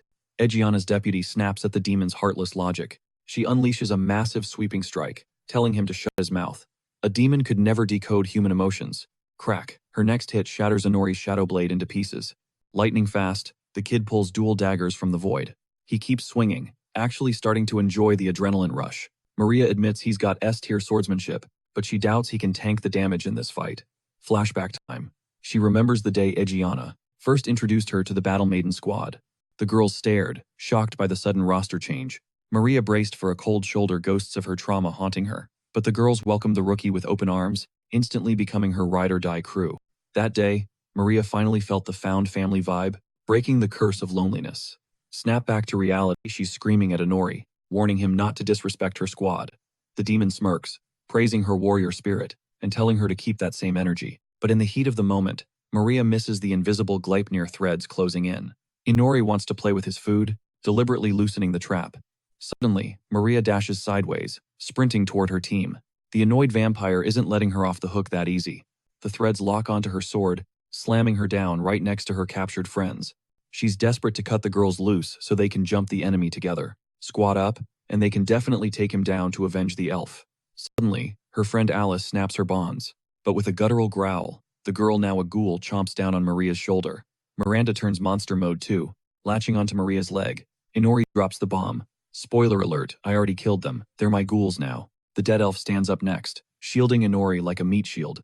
The vampire is bored with this fight, ready to leave Maria to the zombies. He strolls toward the balcony, ordering his pets to finish the job. Maria stares in horror at her friends' corpses, defiled by dark magic. Raging, she screams for Inori to come back. As the ghouls close in, the battle maidens start feasting on their friend alive. She can't fight back. Inori walks away, the death screams sounding like music to his ears. Now, only the final boss remains. The Knight Commander, Egiana. All over the castle, shadow wolves are slaughtering the leftover guards. Egiana sprints down the hallway, trying to piece together the chaos. She senses a massive, dark energy spike, but has zero visuals on the source. The bad feeling in her gut screams run faster. Inside the training arena, she spots a severed head on the floor. Her intuition? It never misses. She walks slowly to the center. Egiana lifts the head gently, trying to ID the victim. It's Prime Minister Bitre, beheaded by a mystery enemy. Whoosh, the sound of wings flapping. From above breaks the silence. Inori drops a line. The moon is beautiful today. Apparently, in his world, that's a classic phrase everyone knows. The Knight Commander instantly recognizes her student. The smug vampire calls the head a gift for her. Egiana sets Bitre's head down carefully. She stares at Inori. Where did you get the demon wings? The protagonist hovers silently, flexing his dark wings. Egiana scolds him for losing his human pride and selling his soul to the devil. Inori looks at his ex-teacher like she's speaking a foreign language. He says, he doesn't get her obsession with pride. He just lives how he wants. Egiana counters that just living isn't a valid excuse. She staged a whole coup for her country. She could understand doing it. For family, desire, or even revenge. Egiana is convinced she failed as a teacher, or else he wouldn't have turned into a demon. She actually apologizes for her mistakes. The protagonist is baffled by her stubbornness and her attempt to stay in mentor mode. He lands, laughing. I appreciate the lecture, teach, but it's kind of funny, considering I'm the one who clapped Bitre. Inori announces the coup is cancelled. What are you fighting for now? He asks. If the country is gone? Egiana insists they can survive without a king. Inori cuts her off, done listening to the moral high ground speeches. He tells her she doesn't grasp the reality of the situation. His undead wolves emerge from the shadows, dragging captured soldiers from every corner of the castle. Checkmate. The vampire drops the bombshell. Her army is history. Egiana freezes, staring in horror at her captured squad, while Inori casually admits he slaughtered the majority of her forces. The few survivors, including her elite battle maidens, are now his prisoners. He grins, pointing out that Egiana is officially standing solo on this battlefield. But the monster dangles a sliver of hope. Those bound fighters might still see another sunrise. However, there is a steep price. The Knight Commander herself must bleed for them. Inori is getting annoyed that Egiana still looks at him like a student, like he is just some kid who lost his way. He racks his brain for a way to mentally break her, to force her into a death match, because honestly, if she surrenders now, it would be a total snooze fest. While Inori monologues about her grim reality, Egiana silently unclips the blade from her belt. Then, she draws a second steel blade, a weapon she never revealed during training. Inori tilts his head, wondering what her play is. The warrior stands like a statue, dual-wielding in silence. Suddenly, Egiana drives her sword downward with terrifying velocity, smashing right through the arena's stone floor. She whispers that this strike is a silent prayer for the comrades who were shamed and butchered, and a final rite for the friend she is about to execute. The Knight Commander ignites her battle blade, pumping it full of raw mana. Egiana refuses to let her team's death be for nothing. Inori raises an eyebrow, asking if she is seriously ready to trade the entire order for victory. She fires back instantly. She trained these knights from scratch, so she alone holds the right to spend their lives in battle. The protagonist is actually shook by her sudden killer instinct. He warns her that without them, the nation loses its nobility, its defense, and its very identity. But Egiana counters that the people remain. Who cares if the nobles are corrupt, the army is wiped, or the throne is empty? As long as a single citizen draws breath, she will fight to protect this land. That is her fuel, her reason to survive. Inori is genuinely impressed by the magical pressure radiating from her. Now things are finally getting spicy. With a psychotic grin, he flares both his eyes. Bracing himself for the ultimate boss fight, Egiana demands to know why he is smiling. The vampire apologizes for thinking she was weak and for being so oblivious. He also admits he lied a few minutes ago. Time for the brutal, ugly truth. Those soldiers aren't prisoners. They were slaughtered ages ago and reanimated as mindless ghouls. Egiana's expression darkens. As she stares at the mutilated shells of her subordinates, Inori laughs, confirming her entire squad is dead and ready to tear her apart. Egiana scans her new enemies in silence. She looks at Takafuji Inori with deep sorrow, and he quietly confirms that he is beyond saving too. Her blade erupts with blinding red energy, overflowing with her sheer power. Egiana finally accepts Inori as a monster to be destroyed, not a misguided pupil. The vampire blurs into motion, backing off fast to avoid getting one-shotted. With a single, sweeping arc, Egiana obliterates the wave of undead soldiers. Inori instantly realizes what the commander's trump card is. That is a mithril sword, forged with the lost, overpowered tech of the ancients. The vampire conjures shadow blades, deciding that keeping his distance is the only way to survive. In Egiana's gaze, he sees nothing but cold, lethal intent. Inori announces he is going all out for this one, because this is the only way he will ever get to taste the thrill of a true deathmatch. A surviving ghoul claws at Egiana's boot. With a casual swing, she shatters the arena floor, vaporizing the reanimated corpse instantly. Inori mocks her, summoning the next wave of her former friends. This batch includes the squad of battle maidens. Egiana looks at the faces of her dead students. Flashbacks of their smiles and training sessions hit her. Then, the Knight Commander ruthlessly cuts down the snarling monsters. Shadow wolves dive-bomb her from above. She shreds them with lightning-fast strikes without moving an inch. She calls Inori out, asking why he is hiding behind minions. Egiana raises her second blade, declaring she is done waiting. She is on the offense. Inori realizes a sneak attack is useless, and a frontal assault is basically suicide. Flashback to a lecture from Arya about Egiana's insane power levels. The princess had explained that the commander was always a beast, but after the queen gifted her an ancient weapon, she became god tier. According to Arya, that ancient blade possesses infinite sharpness when buffed by magic. Back in reality, Egiana is mowing down ghouls like grass. With elegant, dancing strikes, she parries Inori's shadow daggers. The dark magic knives just crumble against her defense. Inori starts sweating, wondering if that ancient sword has any limits at all. Right now, it looks like it could slice through reality itself. Suddenly, Egiana casts Air Hammer, blasting Inori into the wall. He is stunned she switched to spellcasting so fast, crushing his wings like paper. The Knight Commander coldly notes that his flying days are over. Inori skids along the wall, desperate to keep the gap between them. Egiana relentless pursues, swinging that lethal blade. He leaps vertically, barely dodging a strike that would have ended him. He flashes behind her, dagger gripped tight, but the ambush is a total bust. Splatter. His severed hand hits the dirt, weapon and all. Inori skids across the arena, putting some desperate distance between him and Egiana. He gasps out, realizing humanity's top knight is basically a raid boss, totally untouchable. Egiana just smirks, noting his insane dexterity. She calls him a top-tier acrobat. Inori snaps back. Not exactly the career path I'm aiming for. His right eye locks on her gear. That mithril blade activates instantly. 0 magic circles needed. He probes. So, does mithril actually shred demons? Egiana nods. Looks like Arya's lectures actually stuck. Inori offers a dry thanks for the compliment. Inside, he's panicking, frantically brainstorming a win condition against this monster. She just glides forward, effortless. Blocking with his remaining daggers, the vampire realizes the math isn't mathing he's going to lose. Egiana closes in, taunting. Is that all you got? Takafuji Inori throws up a hand. Hold up, one question. Egiana Idze pauses, curious. He grills her on those insane reflexes, asking how she counters attacks from her blind spots. He spots it. She's draped a thin monofilm over the entire zone. That's the secret. She has 360-degree radar on anyone trying to sneak up. Egiana nods. Spot on. She gives him props for noticing. But there is a catch. Her technique leaks magic constantly. It is a massive beacon, terrible for stealth ops since everyone can track you. But in a straight-up brawl, it is god tier. The head knight adds casually, I can see your Gleipnir threads too, by the way. Clear as day. Inori grinds his teeth. His invisible shackle trap is useless. He shifts tactics, manually seizing the threads. He tries to lasso Egiana. She swings once, snick slicing through the super durable wires like wet paper. Inori backpedals, terrified by that ancient edge. That mithril sword is broken.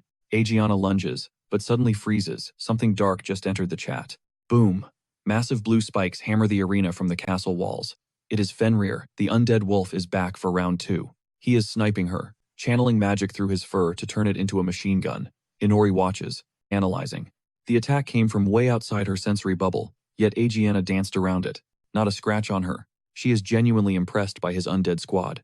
Smart move, attacking from outside my zone. But from that far out, too slow. The protagonist realizes she didn't sense it, she just physically reacted. Pure, raw speed. Egiana fires back with Air Hammer, launching a kinetic blast from downtown. Fenrir barely jukes it, dodging by a hair. Inori barks orders to his ghouls. Suppressing fire, don't get close, keep the range. The protagonist cracks open the shadow vault, summoning a storm of daggers. It is a bullet hell, daggers and wolf needles raining down. He is trying to pin her. Egiana deflects everything with 0 effort. She wonders aloud how long Inori's gas tank will last. The vampire is betting on a war of attrition. He needs her mana to run dry, but she is not even breathing hard.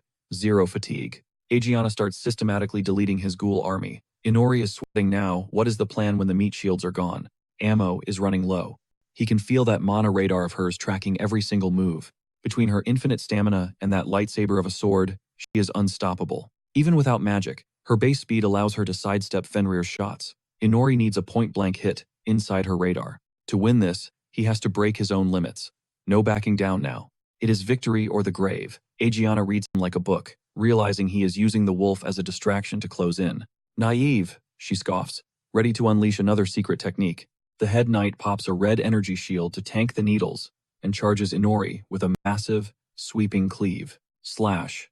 There goes the other hand. The dagger clatters away with his severed limb. Inori is literally disarmed, both hands gone. He tries to scramble back, but it is over. Aegiana is in his face. Checkmate, she declares. She raises the mithril blade to take his head, permanent death. No regen allowed. But Inori flashes a twisted, bloody grin. Not quite. A shadow vault portal opens right under her boots. Ambush. The undead wolf lunges up, sinking its fangs into her leg and crunching through her magic armor. Aegiana stumbles, debuffed by the wound. Inori launches himself at her, using shadow threads, to telekinetically suspend his severed arm in midair. Aegiana hesitates, kill the wolf first, or decapitate Inori. She decides the armless vampire is zero threat and prioritizes him. She spins toward him and her eyes go wide. Impossible. Inori's right arm has already grown back. Even with a mithril gash slicing him open, he's got the audacity to smirk. Don't pop the champagne yet. Babe, you haven't won. Aegiana is confused. She could have sworn she severed his hand with a regular blade earlier, but the battle haze must be messing with her head. Inori pulls a pro-gamer move, using Gleipnir strings to suspend himself in midair, hovering right inside her blind spot. She's locked and loaded for the decapitation. But then glint. She finally clocks those razor-thin wires, catching the light. She pushes into the kill zone anyway. Big mistake. Inori flashes that left formation eye and drops the hypnosis spell. A glowing sigil erupts right in her face, trying to hack her brain. That otherworld magic starts rewriting her reality. Her eyes flare yellow. She's slipping. But nope. Aegiana's will is titanium. She shreds the mind control seal with a single sword slash. Our main character is shook. Since when does a mithril sword slice through literal magic spells? Inori yeets himself back to safety with the wires. Meanwhile, Aegiana obliterates the shadow wolf, gnawing on her ankle. She shakes off the beast, shooting him a glare that could kill. So, what's your next trick? The vamp just shrugs with a cheeky grin. Aegiana frowns. What exactly is so funny, psycho? I'm having a blast. Inori laughs. Admit it, you live for this high-stakes brawl just as much as I do. She cracks a smile game, recognizes game. Then Inori flips the switch, ripping open the shadow vault and raining daggers from the sky. He needs to wrap this up fast. He backflips away from her rush, locking eyes on the summoning glyph stitched into his sleeve. Formation, eye scans and copies. Boom, a massive summoning ring materializes directly behind Aegiana. She spins around. She winds up to slice the spell, but surprise. Inori bursts out of the circle's center, like a jump scare. He's faster than her reflexes. Aegiana's caught flat-footed, arm cocked back but too slow to defend against the ambush. The plan? Snatch that wrist before she can bring the mithril pain. In a blur, he clamps onto her shoulder, jamming her dual-wield combo before it starts. He leans in way too close and unhinges his jaw. Monster mode, engaged. Aegiana realizes she is in deep trouble. Leg chewed up? Check. Mithril sword too slow? Double check. It's looking like game over. But her combat IQ is off the charts. One desperate gamble pops into her head to steal the win. Air hammer, activate. She blasts concentrated pressure around her left arm, turning mana into pure thrust. The magic acts like a rocket booster, snapping her arm forward with insane G-force. Just the speed buff she needed. Inori sees it coming, but physics says it's too late to dodge. She turns her own limb into a supersonic projectile. Impact in 3, 2, 1. Schlick. The mithril edge connects perfectly, slicing clean through the protagonist's neck. Dude didn't even have time to blink. His brain registers defeat just as it gets severed from his body. His lips form her name as they detach. Meanwhile, Aegiana's arm armor explodes from the sheer velocity of that air hammer. She poured every ounce of soul into that finisher. The vampire lord's head hits the arena floor with a wet thud. Aegiana towers over the headless body, dropping her mithril blade. Exhale. Victory? Not yet. Fenrir the shadow wolf lunges from the rear, hungry for payback for his fallen master. Aegiana doesn't even look. Slash. The shadow beast gets intercepted midair, mortally gutted. Sorry, pup. No revenge today. His form dissolves into wisps of dark smoke and vanishes. Inori's head rolls a few feet away. Drenched in sweat, Aegiana manages a weary, triumphant smile. Rest easy, student. She scoops up the severed head. Not gonna lie, that was actually fun.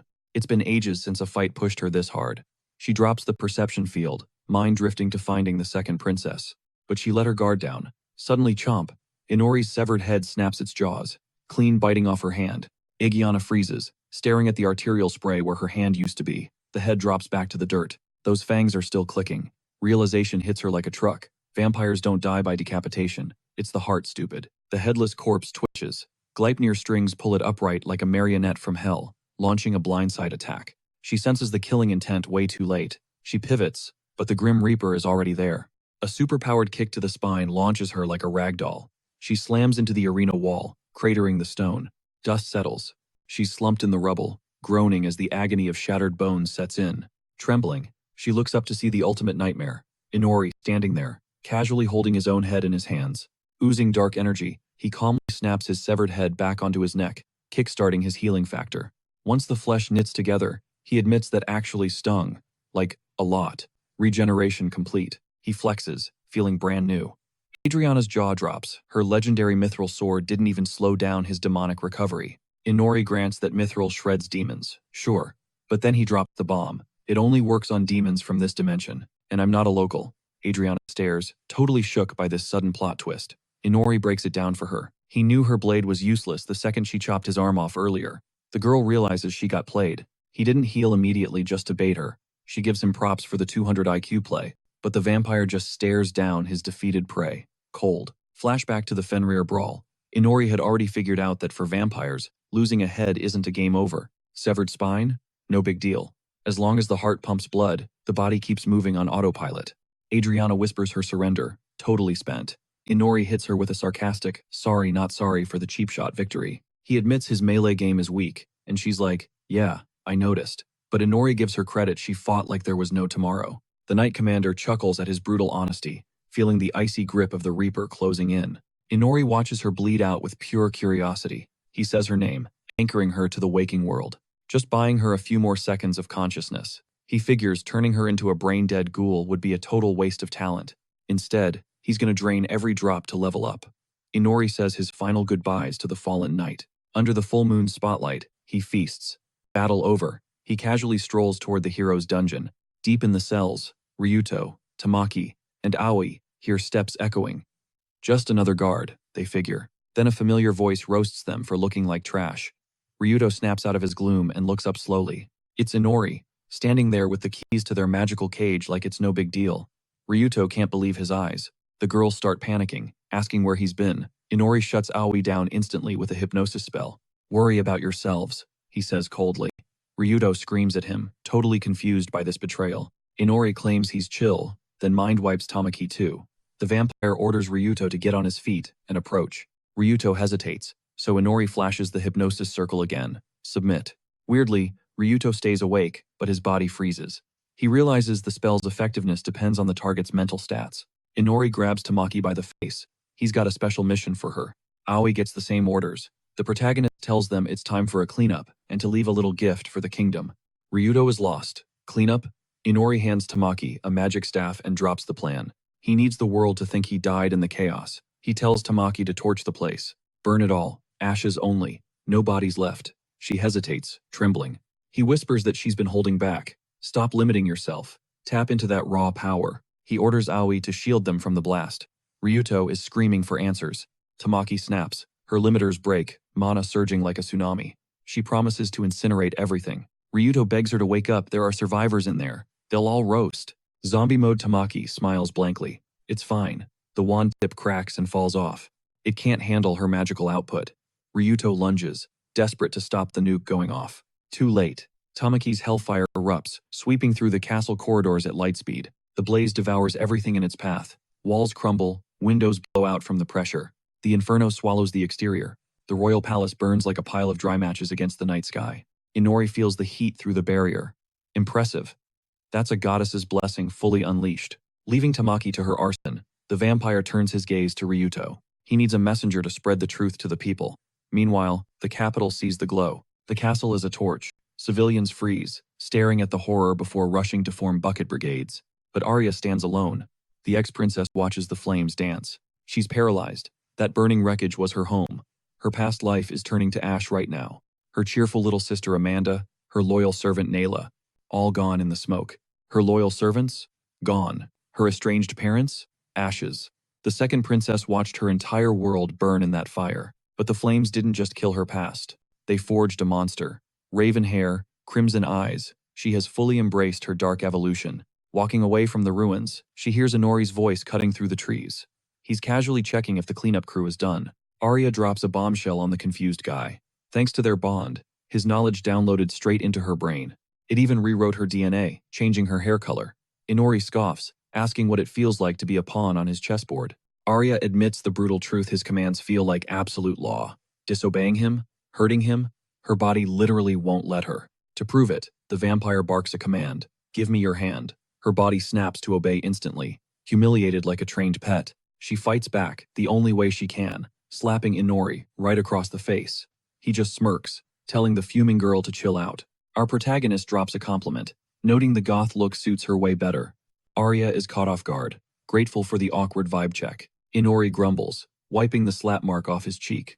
Arya actually cracks a smile, amused by the scene. She realizes she hasn't lost everything. She was saved, she's free-ish, and she's got a brand new mission. The plan? Get stronger than her master. If she surpasses Inori, the blood pact breaks. She is grinding for that freedom. The protagonist looks at her, impressed. That smile says it all. She is officially ready to bury the past. Inori stands up, objectives locked in. It is time to head to his territory. Arya is shook. Since when does a vampire own real estate? But he explains the logic. It is a safe zone, way more secure than the city streets. They cross a magical barrier into the deep woods, former wolf territory. Inori claims it is the perfect spot to recharge and analyze their stats. When she asks about the crib, he points to what used to be a total dump of a shack. But thanks to some magical DIY tools, he upgraded it. He skips the boring details, just calls it their secret base. Inside, Arya clocks the problem immediately. It is tiny, like one room tiny. Inori shrugs, telling her she better adjust to the humble life.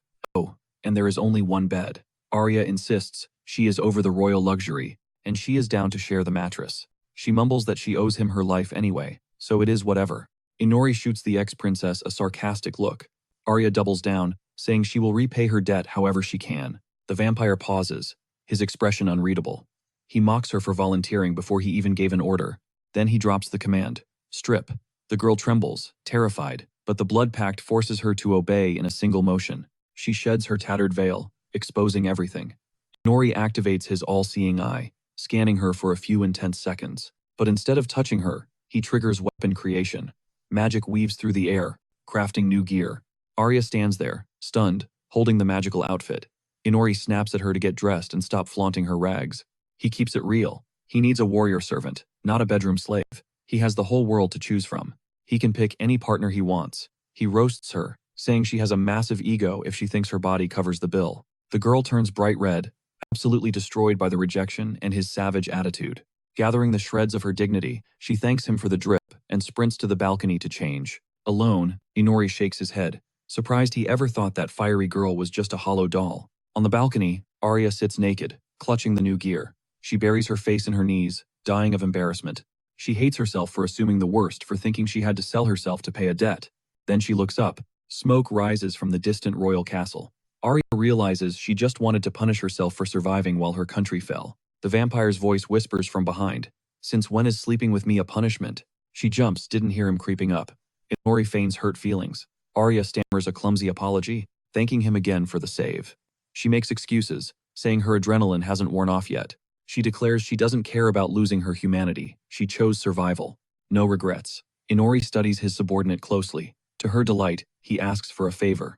The guy explains he unlocked new skills back at the castle, but he can't grind XP for them solo. He needs a partner for intimate technique development. Arya freezes. Wait, intimacy? Inori just wants to check the stats. He reaches out, touching her chest. He is confused by her flinching. Wasn't she just offering herself a minute ago? Arya argues that casual touching is definitely off limits. Tired of the debate, Inori activates his authority. That is an order. They lay low in that shack, grinding in the shadows. Flash forward a few days. Inori is stacking up abilities while Arya masters the art of flight.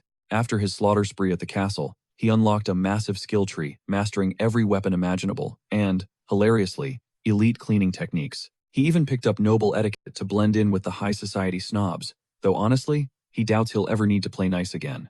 Inori shouts for Arya to get her feet on the ground. The vampire dives down, sticks the landing, and lets those wings of dark energy dissolve into mist. Thanks to her genius's trait, she absorbs new powers like a sponge. Even Inori is shook by how fast she conquered the skies.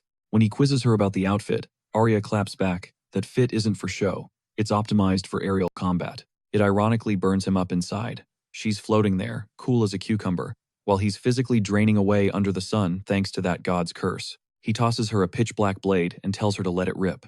Arya unsheathes it, and the steel instantly glows, surging with her magical aura. Inori drops the lore.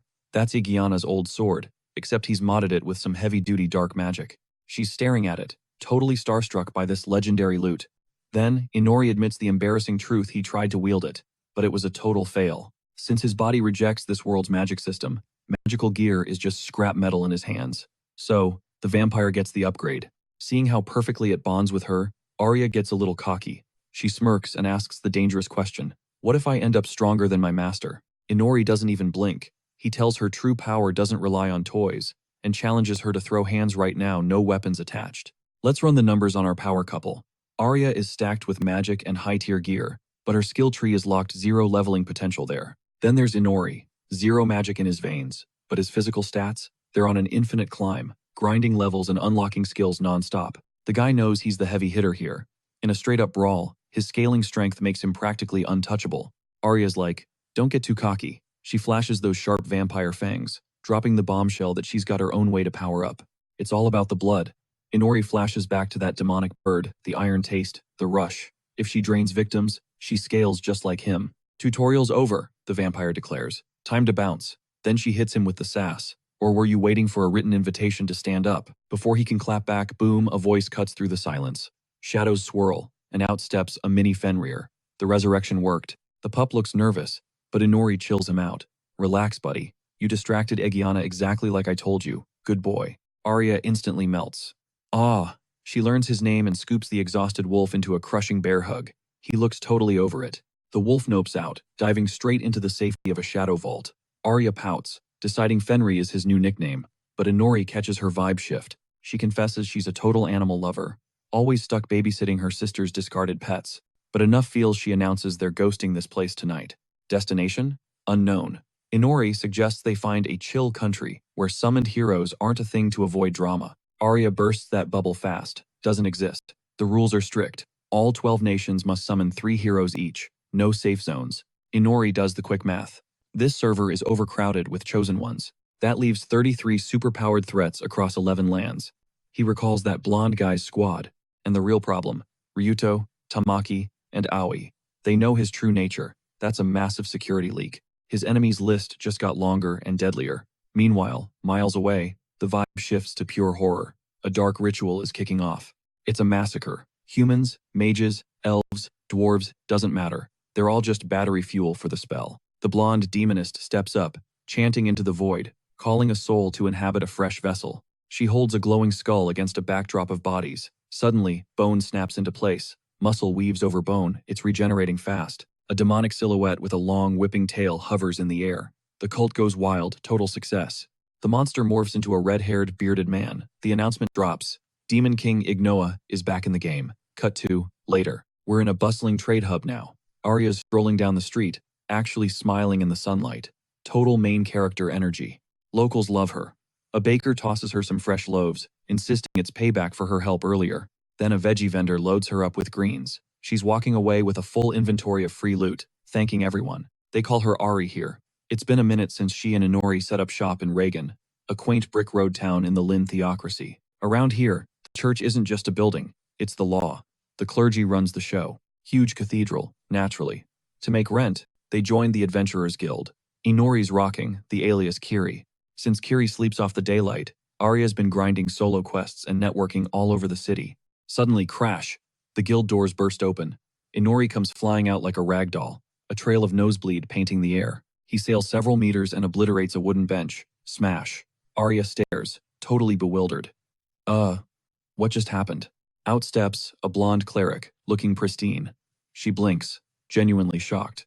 Wow, you're still awake after that hit? She thinks he's just a skirt chaser, but his durability impresses her. You're interesting, Kiri. I'll give you that.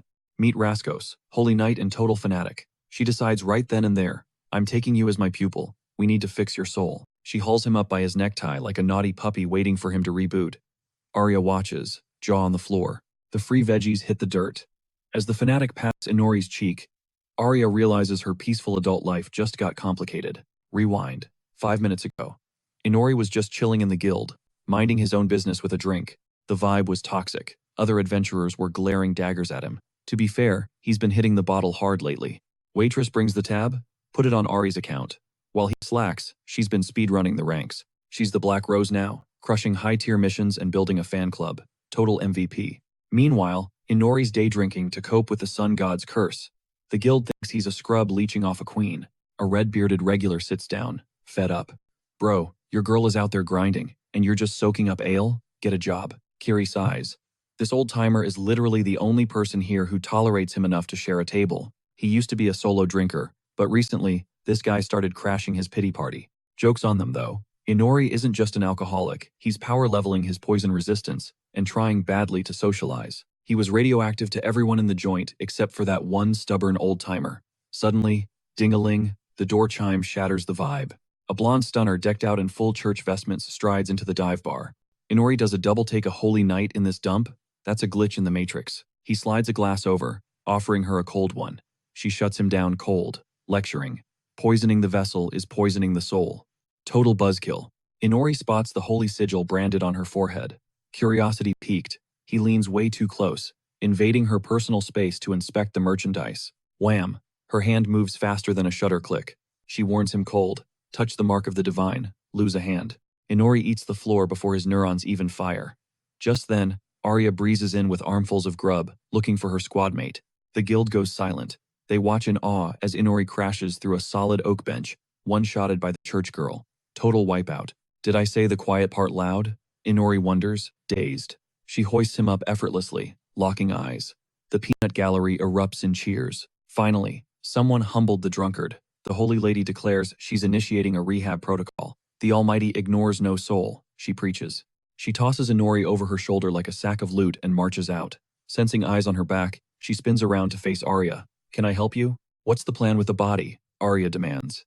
Inori just dangles there, totally ragdolled and unresponsive. The church girl waves her off. Don't waste pity on this guild leech, she scoffs. He's got a spark of manhood left somewhere.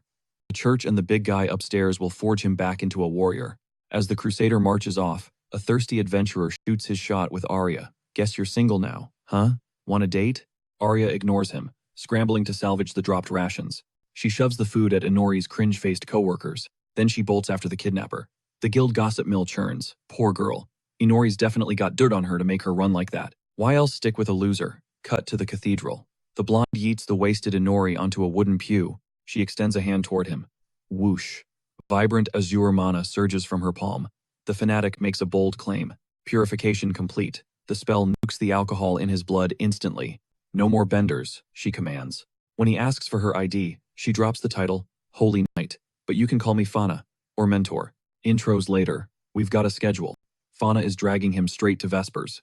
Arya peeps from around the corner, fuming. They're holding hands? Oh, absolutely not. The green-eyed monster hits hard, leaving her paralyzed.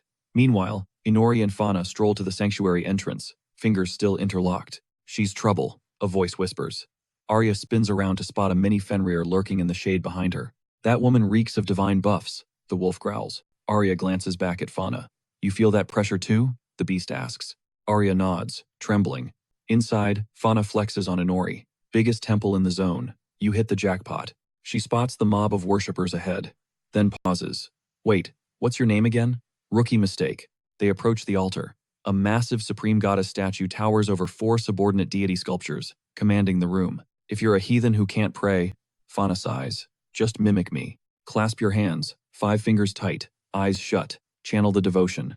Inori shrugs and plays the part. He's never bought into religion, but hey, first time for everything. The vampire takes the knee. Why not try something new? Suddenly, light years away, a blue-haired deity's radar goes off. Inori's skin crawls. He's being watched. He senses a massive mana stream pouring from the congregation. Everyone is uplinked to something, and Fauna's signal is blinding. But his detection skill? Useless against the observer. It feels like an X-ray scan of his very soul, stripping away his secrets. That pisses him off. No unauthorized access allowed. Inori triggers his all-seeing eye. He reverse engineers the energy link. 60 seconds later, snip. He severs the divine Wi-Fi. Fauna beams, mistaking his intensity for deep devotion. You finally get it. The connection is powerful, isn't it? Now that your chakras are aligned, let's go. Inori ignores her, staring down the stone idol. That frozen smile on the statue looks almost mocking. The signal is dead now, but now he's hooked on that mysterious juice. He vows to come back and track that power to its source. Meanwhile, in the celestial realm, the supreme goddess gasps. Did someone just hang up on us? I didn't think a mortal had the guts, the blue-haired one admits. All 5 deities lock onto their new target, Takafuji Inori. Back at the guild, the door chime sounds again. Inori drags himself in, looking drained. The room groans. He's back? Inori heads for his drinking buddy in the hood. The red-headed geezer stares back, his face a mess of cuts and bruises. Fresh off the beatdown, he breaks it down. Fauna wasn't just punching, she was buffing her fists with magic to maximize the damage. And the worst part? She was grinning like a maniac while turning him into a punching bag. She had zero chill, no breaks, just screaming at him to square up while she continued to turn his face into abstract art. While she yelled at Kiri to clap back, Inori realized the rumors were true. Girl wasn't just intense, she was a total battle junkie. A fanatic, literally. Fauna closed the gap, smiling like a predator. Kiri flipped on his all-seeing eye and saw the problem immediately. Her fists were dripping with pure light energy. That is basically vampire kryptonite, stinging like acid. To Fauna's shock, Inori managed to weave past a strike. She smirked, noting his eyes were sharp. Too bad his reflexes were lagging behind his perception. Inori immediately deactivated. The eye couldn't risk exposing his secret powers to this combat-obsessed maniac. Her solution? More violence. She promised to keep wailing on him until his body was forced to level up and catch those hands. Hiding in the tree line, Arya watched the carnage, totally shook. She glanced at Fenrir, asking if they needed to crash the party and save him. The wolf shrugged it off. Since their master wasn't sprinting for the hills, he must be enduring this torture for a reason. That answer left Arya brooding in the shadows. Seeing an opening, Inori pulled a vanishing act. Safe at the guild, he spilled the tea to the old-timer, recounting the nightmare he just survived. Kiri groaned. That it was the sketchiest escape of his life. The old man nodded sagely. Turns out, that girl is a legit holy knight. Big league stuff. We are talking elite demon slayers who wield light magic and enchanted gear for the glory of the gods. Serious business. And since Inori is clueless with magical tools, training with her is basically a waste of time. Kiri nodded along aggressively. Dude was making sense. Then, a cold sweat hit him. Something was off. He never actually told the old guy he couldn't use magic weapons. How did he know? Before he could process that red flag, Fauna kicked down the guild doors, hunting for her runaway pupil. Her shout nearly made Inori jump out of his skin. She actually complimented his speed, then decided that since he had a break, it was time for round 2. Fauna grabbed him by the collar, dragging him toward the door. Inori screamed for backup, locking eyes with the old man, but his so-called drinking buddy just ignored the S.O.S. completely, sipping his drink like nothing was happening. Back at the training grounds, there was no mercy, just Fauna, Inori, and a whole lot of pain. Arya and Fenrir went back to creeping from a distance. Meanwhile, Fauna was getting frustrated. Why wasn't her student getting any buff despite the intensity? To stop the bruising, Inori begged for a field trip to the church. Fauna's face lit up instantly at the request. She was convinced her tough love beat the holiness back into him. Inori plastered on a fake smile, just relieved to stop the sparring. He was actually eager to scope out the church again. Standing before the supreme goddess statue, he realized that creepy being watched sensation was gone. He needed to know if there was a network of believers spying on him. His basic detection skills had failed earlier, so he decided to tap into his otherworldly arsenal. The vampire activated the all-seeing eye, scanning every pixel of the room for anomalies. The nuns and their robes came up clean. Even the giant statue looked pretty standard at first glance. Then, bingo, he spotted a glitch in the statue's hands. Tucked away right there was the Stone of Holy Light, a rare artifact born from the divine tree itself, acting as a direct conduit for the goddess's power. Inori realized this was how the church communicated, and he highly doubted the supreme goddesses on the other end was the chill deity who sent him to this world. Surrounded by 5 goddess statues, the vibe was definitely hostile. These deities were clearly not part of the main character's fan club. Prayer time over, Inori braced himself for more physical trauma. But then he noticed Fauna looking at the crowd with pure fangirl excitement. Through the crowd, the vampire spotted a middle-aged dude decked out in high-tier holy knight gear. Fauna identified him as Ravon, the 4th commander and the legendary hero of Regan. This guy single-handedly held the line against a demon outbreak 10 years ago, and was still the city's guardian angel. Inori clocked him as Fauna's boss. Fauna, unable to contain herself, rushed over to say hi, and ordered Inori to head back solo. The vampire was skeptical that this Ravon guy was stronger than Igiana, but he still wanted to run a quick power scan. Suddenly, the Holy Knight snapped his head around, staring right at him.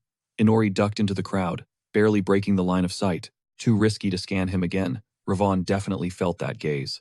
A nearby nun noticed the commander's tension and asked if he was all right. He muttered something about smelling his own kind. That was Inori's cue. He ghosted out of the church before things got messy.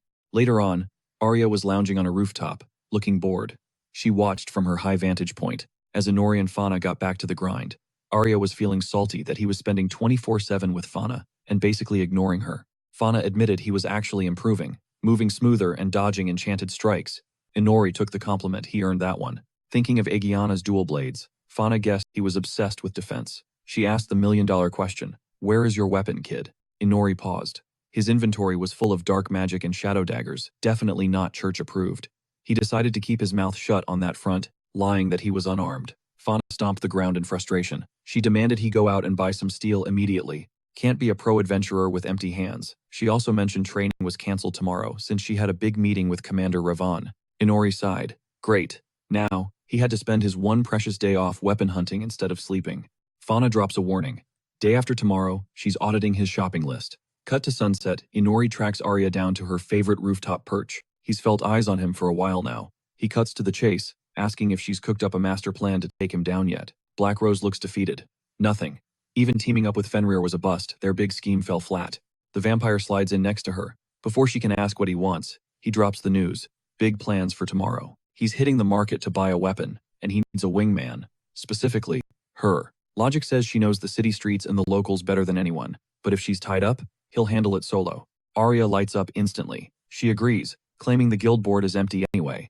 Truth is, she's just stoked to be useful to him again. She jumps up time to head back and prep for the big day. Inori's thrown off by the mood swing, but Arya's already dragging him away by the arm. Next morning, it's go time. Arya grabs some street food and plays tour guide, pointing out every cool spot they pass. Inori gets the vibe, but he has to remind her, this isn't a sightseeing tour. They're on a mission. She brushes it off. They're headed toward the armory district anyway. Soon, they duck into a weapon shop that comes highly recommended by travelers. Inori scans the racks with his all-seeing eye. He's hunting for a specific beast, a sword with absolute zero magical properties. Arya holds up a crimson blade with a demonic design, insisting it's super cute. He passes hard, even though she swears it matches his aesthetic. Inori flips the script. She needs to gear up too. She can't keep relying on the black sword for every little scrap.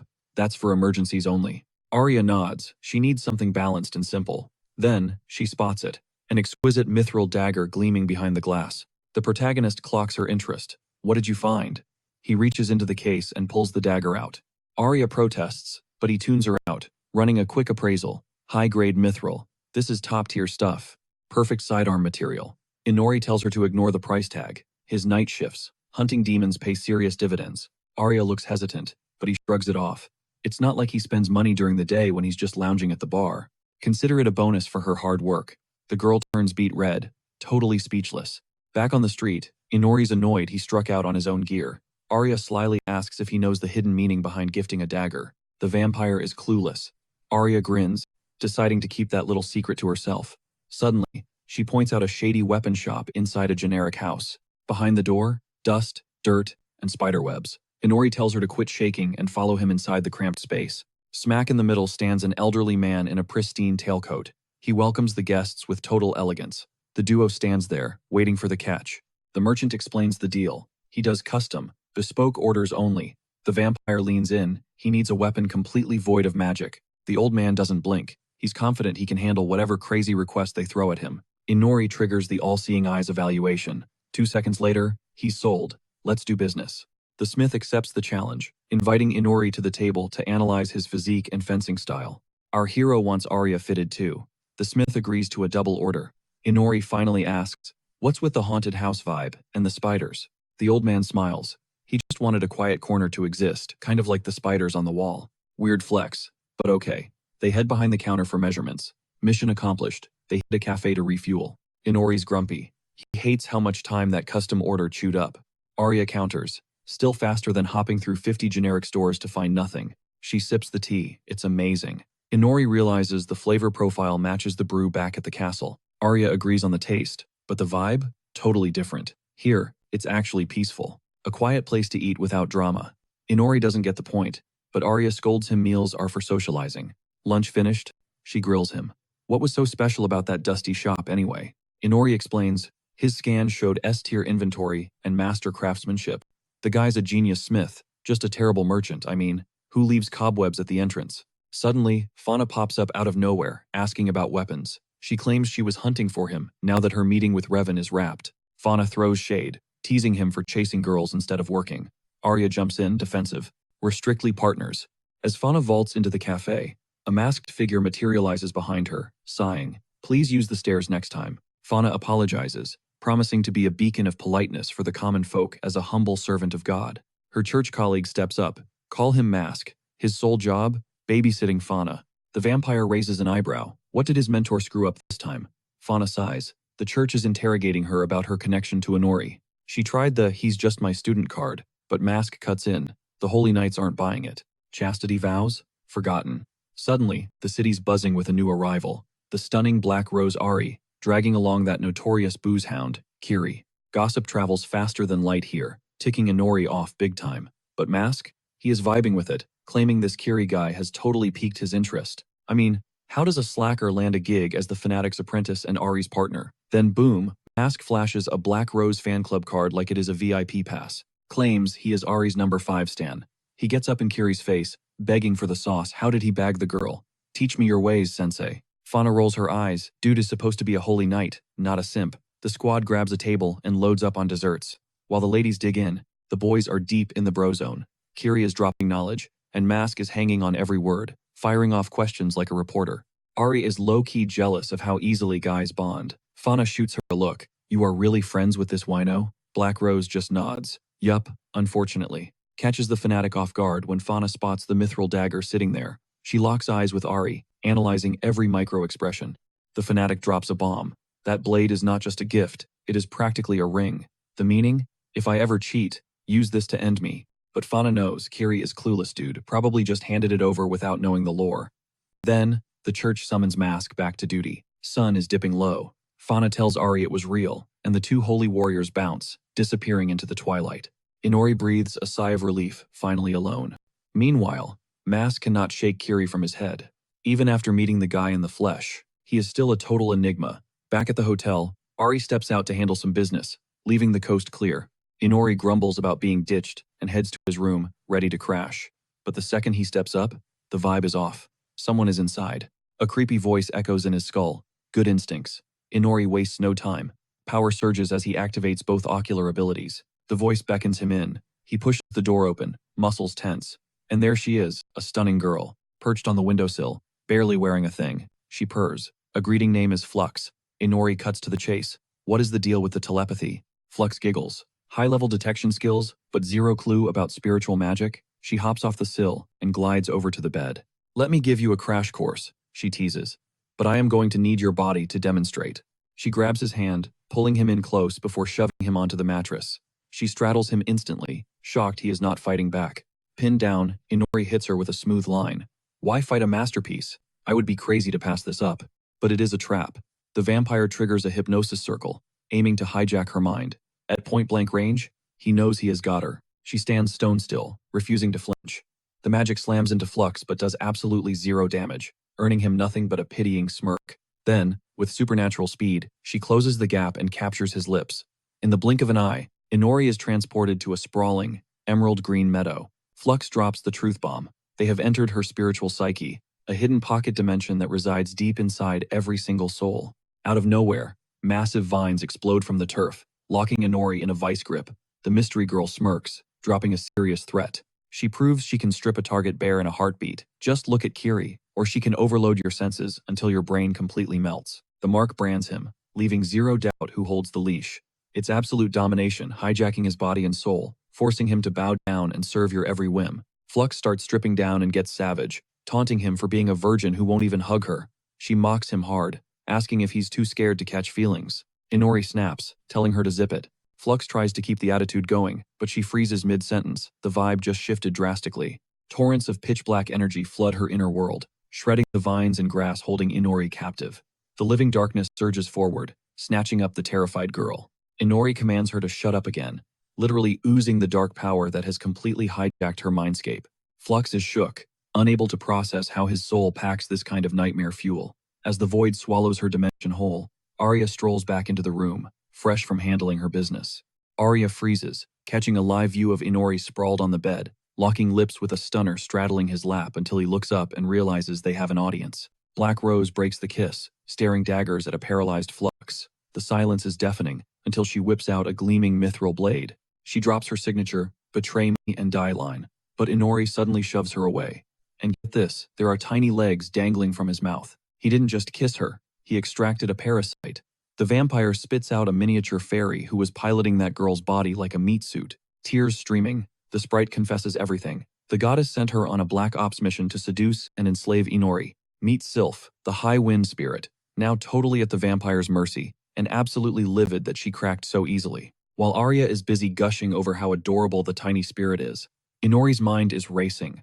The church's goddess is making moves way faster than expected. Playtime's over. The vampire demon demands the full scoop on the gods and their spiritual magic. But Sylph plays tough, crossing her tiny arms. She refuses to talk, putting her pride as the supreme wind fairy on the line. "Oh, you'll talk," Inori smirks. He activates a secret skill, his finger striking her pressure points with surgical precision to force a confession. Arya watches this bizarre interrogation in total shock. She covers her eyes to block out the cringe, but the fairy's shrieks fill the room. As Inori keeps up the relentless poking, Sylph breaks down into whimpers. Ding, his secret technique just leveled up to 4. A few intense minutes pass before Inori finally releases his grip, leaving the fairy gasping and totally wiped out. He looms over her, demanding to know if she's realized who calls the shots around here. But he's not done digging. He's dead set on figuring out exactly what kind of power she's packing. The Sylph figures she can pull a fast one on him. Since he's totally clueless about spirit arts, she's betting she can bluff her way out. A few moments pass, and the weeping fairy tries to stammer out a coherent explanation of spirit magic, but let's be real, she knows zero about it. Inori's getting ticked off. They trekked all the way to this forest for this? He's seriously doubting this pouty fairy can actually do anything useful. Sylph claps back, claiming she's under his total command, proof being her hair flipping to jet black. Inori's confused.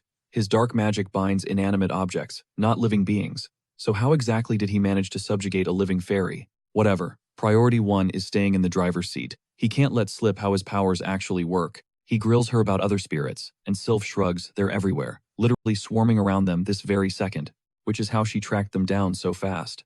The vampire scowls, the idea of invisible magic peeping toms, watching his every move, not cool. He demands to know if they're visible. Sylph replies, "You can certainly try." She flexes her magic, and boom, the air fills with countless floating motes of light surrounding them. Sylph confirms they're just low-tier nature spirits. Arya gushes over the display, calling it amazing. Preening under the praise, Sylph adds that, even with her powers nerfed right now, her status as a high spirit is enough to cloak them from anyone else's. Spiritual radar. The vampires blink at her sudden honesty. Then the fairy drops a bomb. After Inori hijacked her free will, she unlocked something new. Her wind magic twisted. Now she unleashes darkness, a thick, obsidian gale. Inori's lips curl into a smirk. Oh yeah, he can definitely find a use for that. Time for a field test. The vampire demon channels the new ability he siphoned from her. The sheer impact of the black wind obliterates a demonic beetle in a single hit. Arya gasps, stunned by the devastating force. Inori breaks it down. He's using darkness to trigger pinpoint explosions. Sylph is floored that Kiri mastered the mechanic so effortlessly. But she notices something off. The beetle's corpse didn't dissolve. That means it's not just some random monster. It's a mythical breed, straight from the demon world. But how did it cross over? Inori presses for answers, and the fairy shakes her head. Creatures like that don't just spawn in this zone, on their own. Even our protagonist admits he's never encountered one before. Arya turns to the fairy. Have you ever been to the demon world? Sylph denies it instantly, but her attention shifts. The forest spirits are agitated, especially the local light spirits. Inori realizes she can't see them, but she can feel their intent. Arya chimes in, explaining this whole turf is locked down by holy knights. Demons struggle to breach it. So why would a lone beetle push this far? Completely solo? Inori's expression darkens as he mulls it over. Something isn't adding up. Meanwhile, from a distance, a pair of piercing blue eyes locks onto them. A shadowy, hooded figure observes from the hilltop. Wrapping up their forest excursion, the vampires head back to the armory to pick up their gear. Inori grips his new longsword, high-tier quality, boosted damage. Arya hypes up the sleek design, while Kiri gives it a swing. Feels like a natural extension of my arm, he notes. Inori hands over the cash and brings up the gossip word, is the old blacksmith is packing up. The seller nods. He's been planning to skip town for ages. Kiri was officially his final client. He admits he doesn't know if their paths will cross again, but he genuinely hopes they do. Sword secured, the vampire duo makes their way toward the guild. Arya asks about the funds, and Inori casually mentions that his teacher fronted him a little extra cash. Black Rose is baffled. Why didn't he turn it down? Taking money from her feels off. Kiri shrugs. Why refuse? He needed the sword. The money was there. Simple logic. An irritated Arya demands they find the girl right now and pay her back. Cut to Fauna, deep in prayer at the church. As she finishes, she spots Kiri standing in the doorway.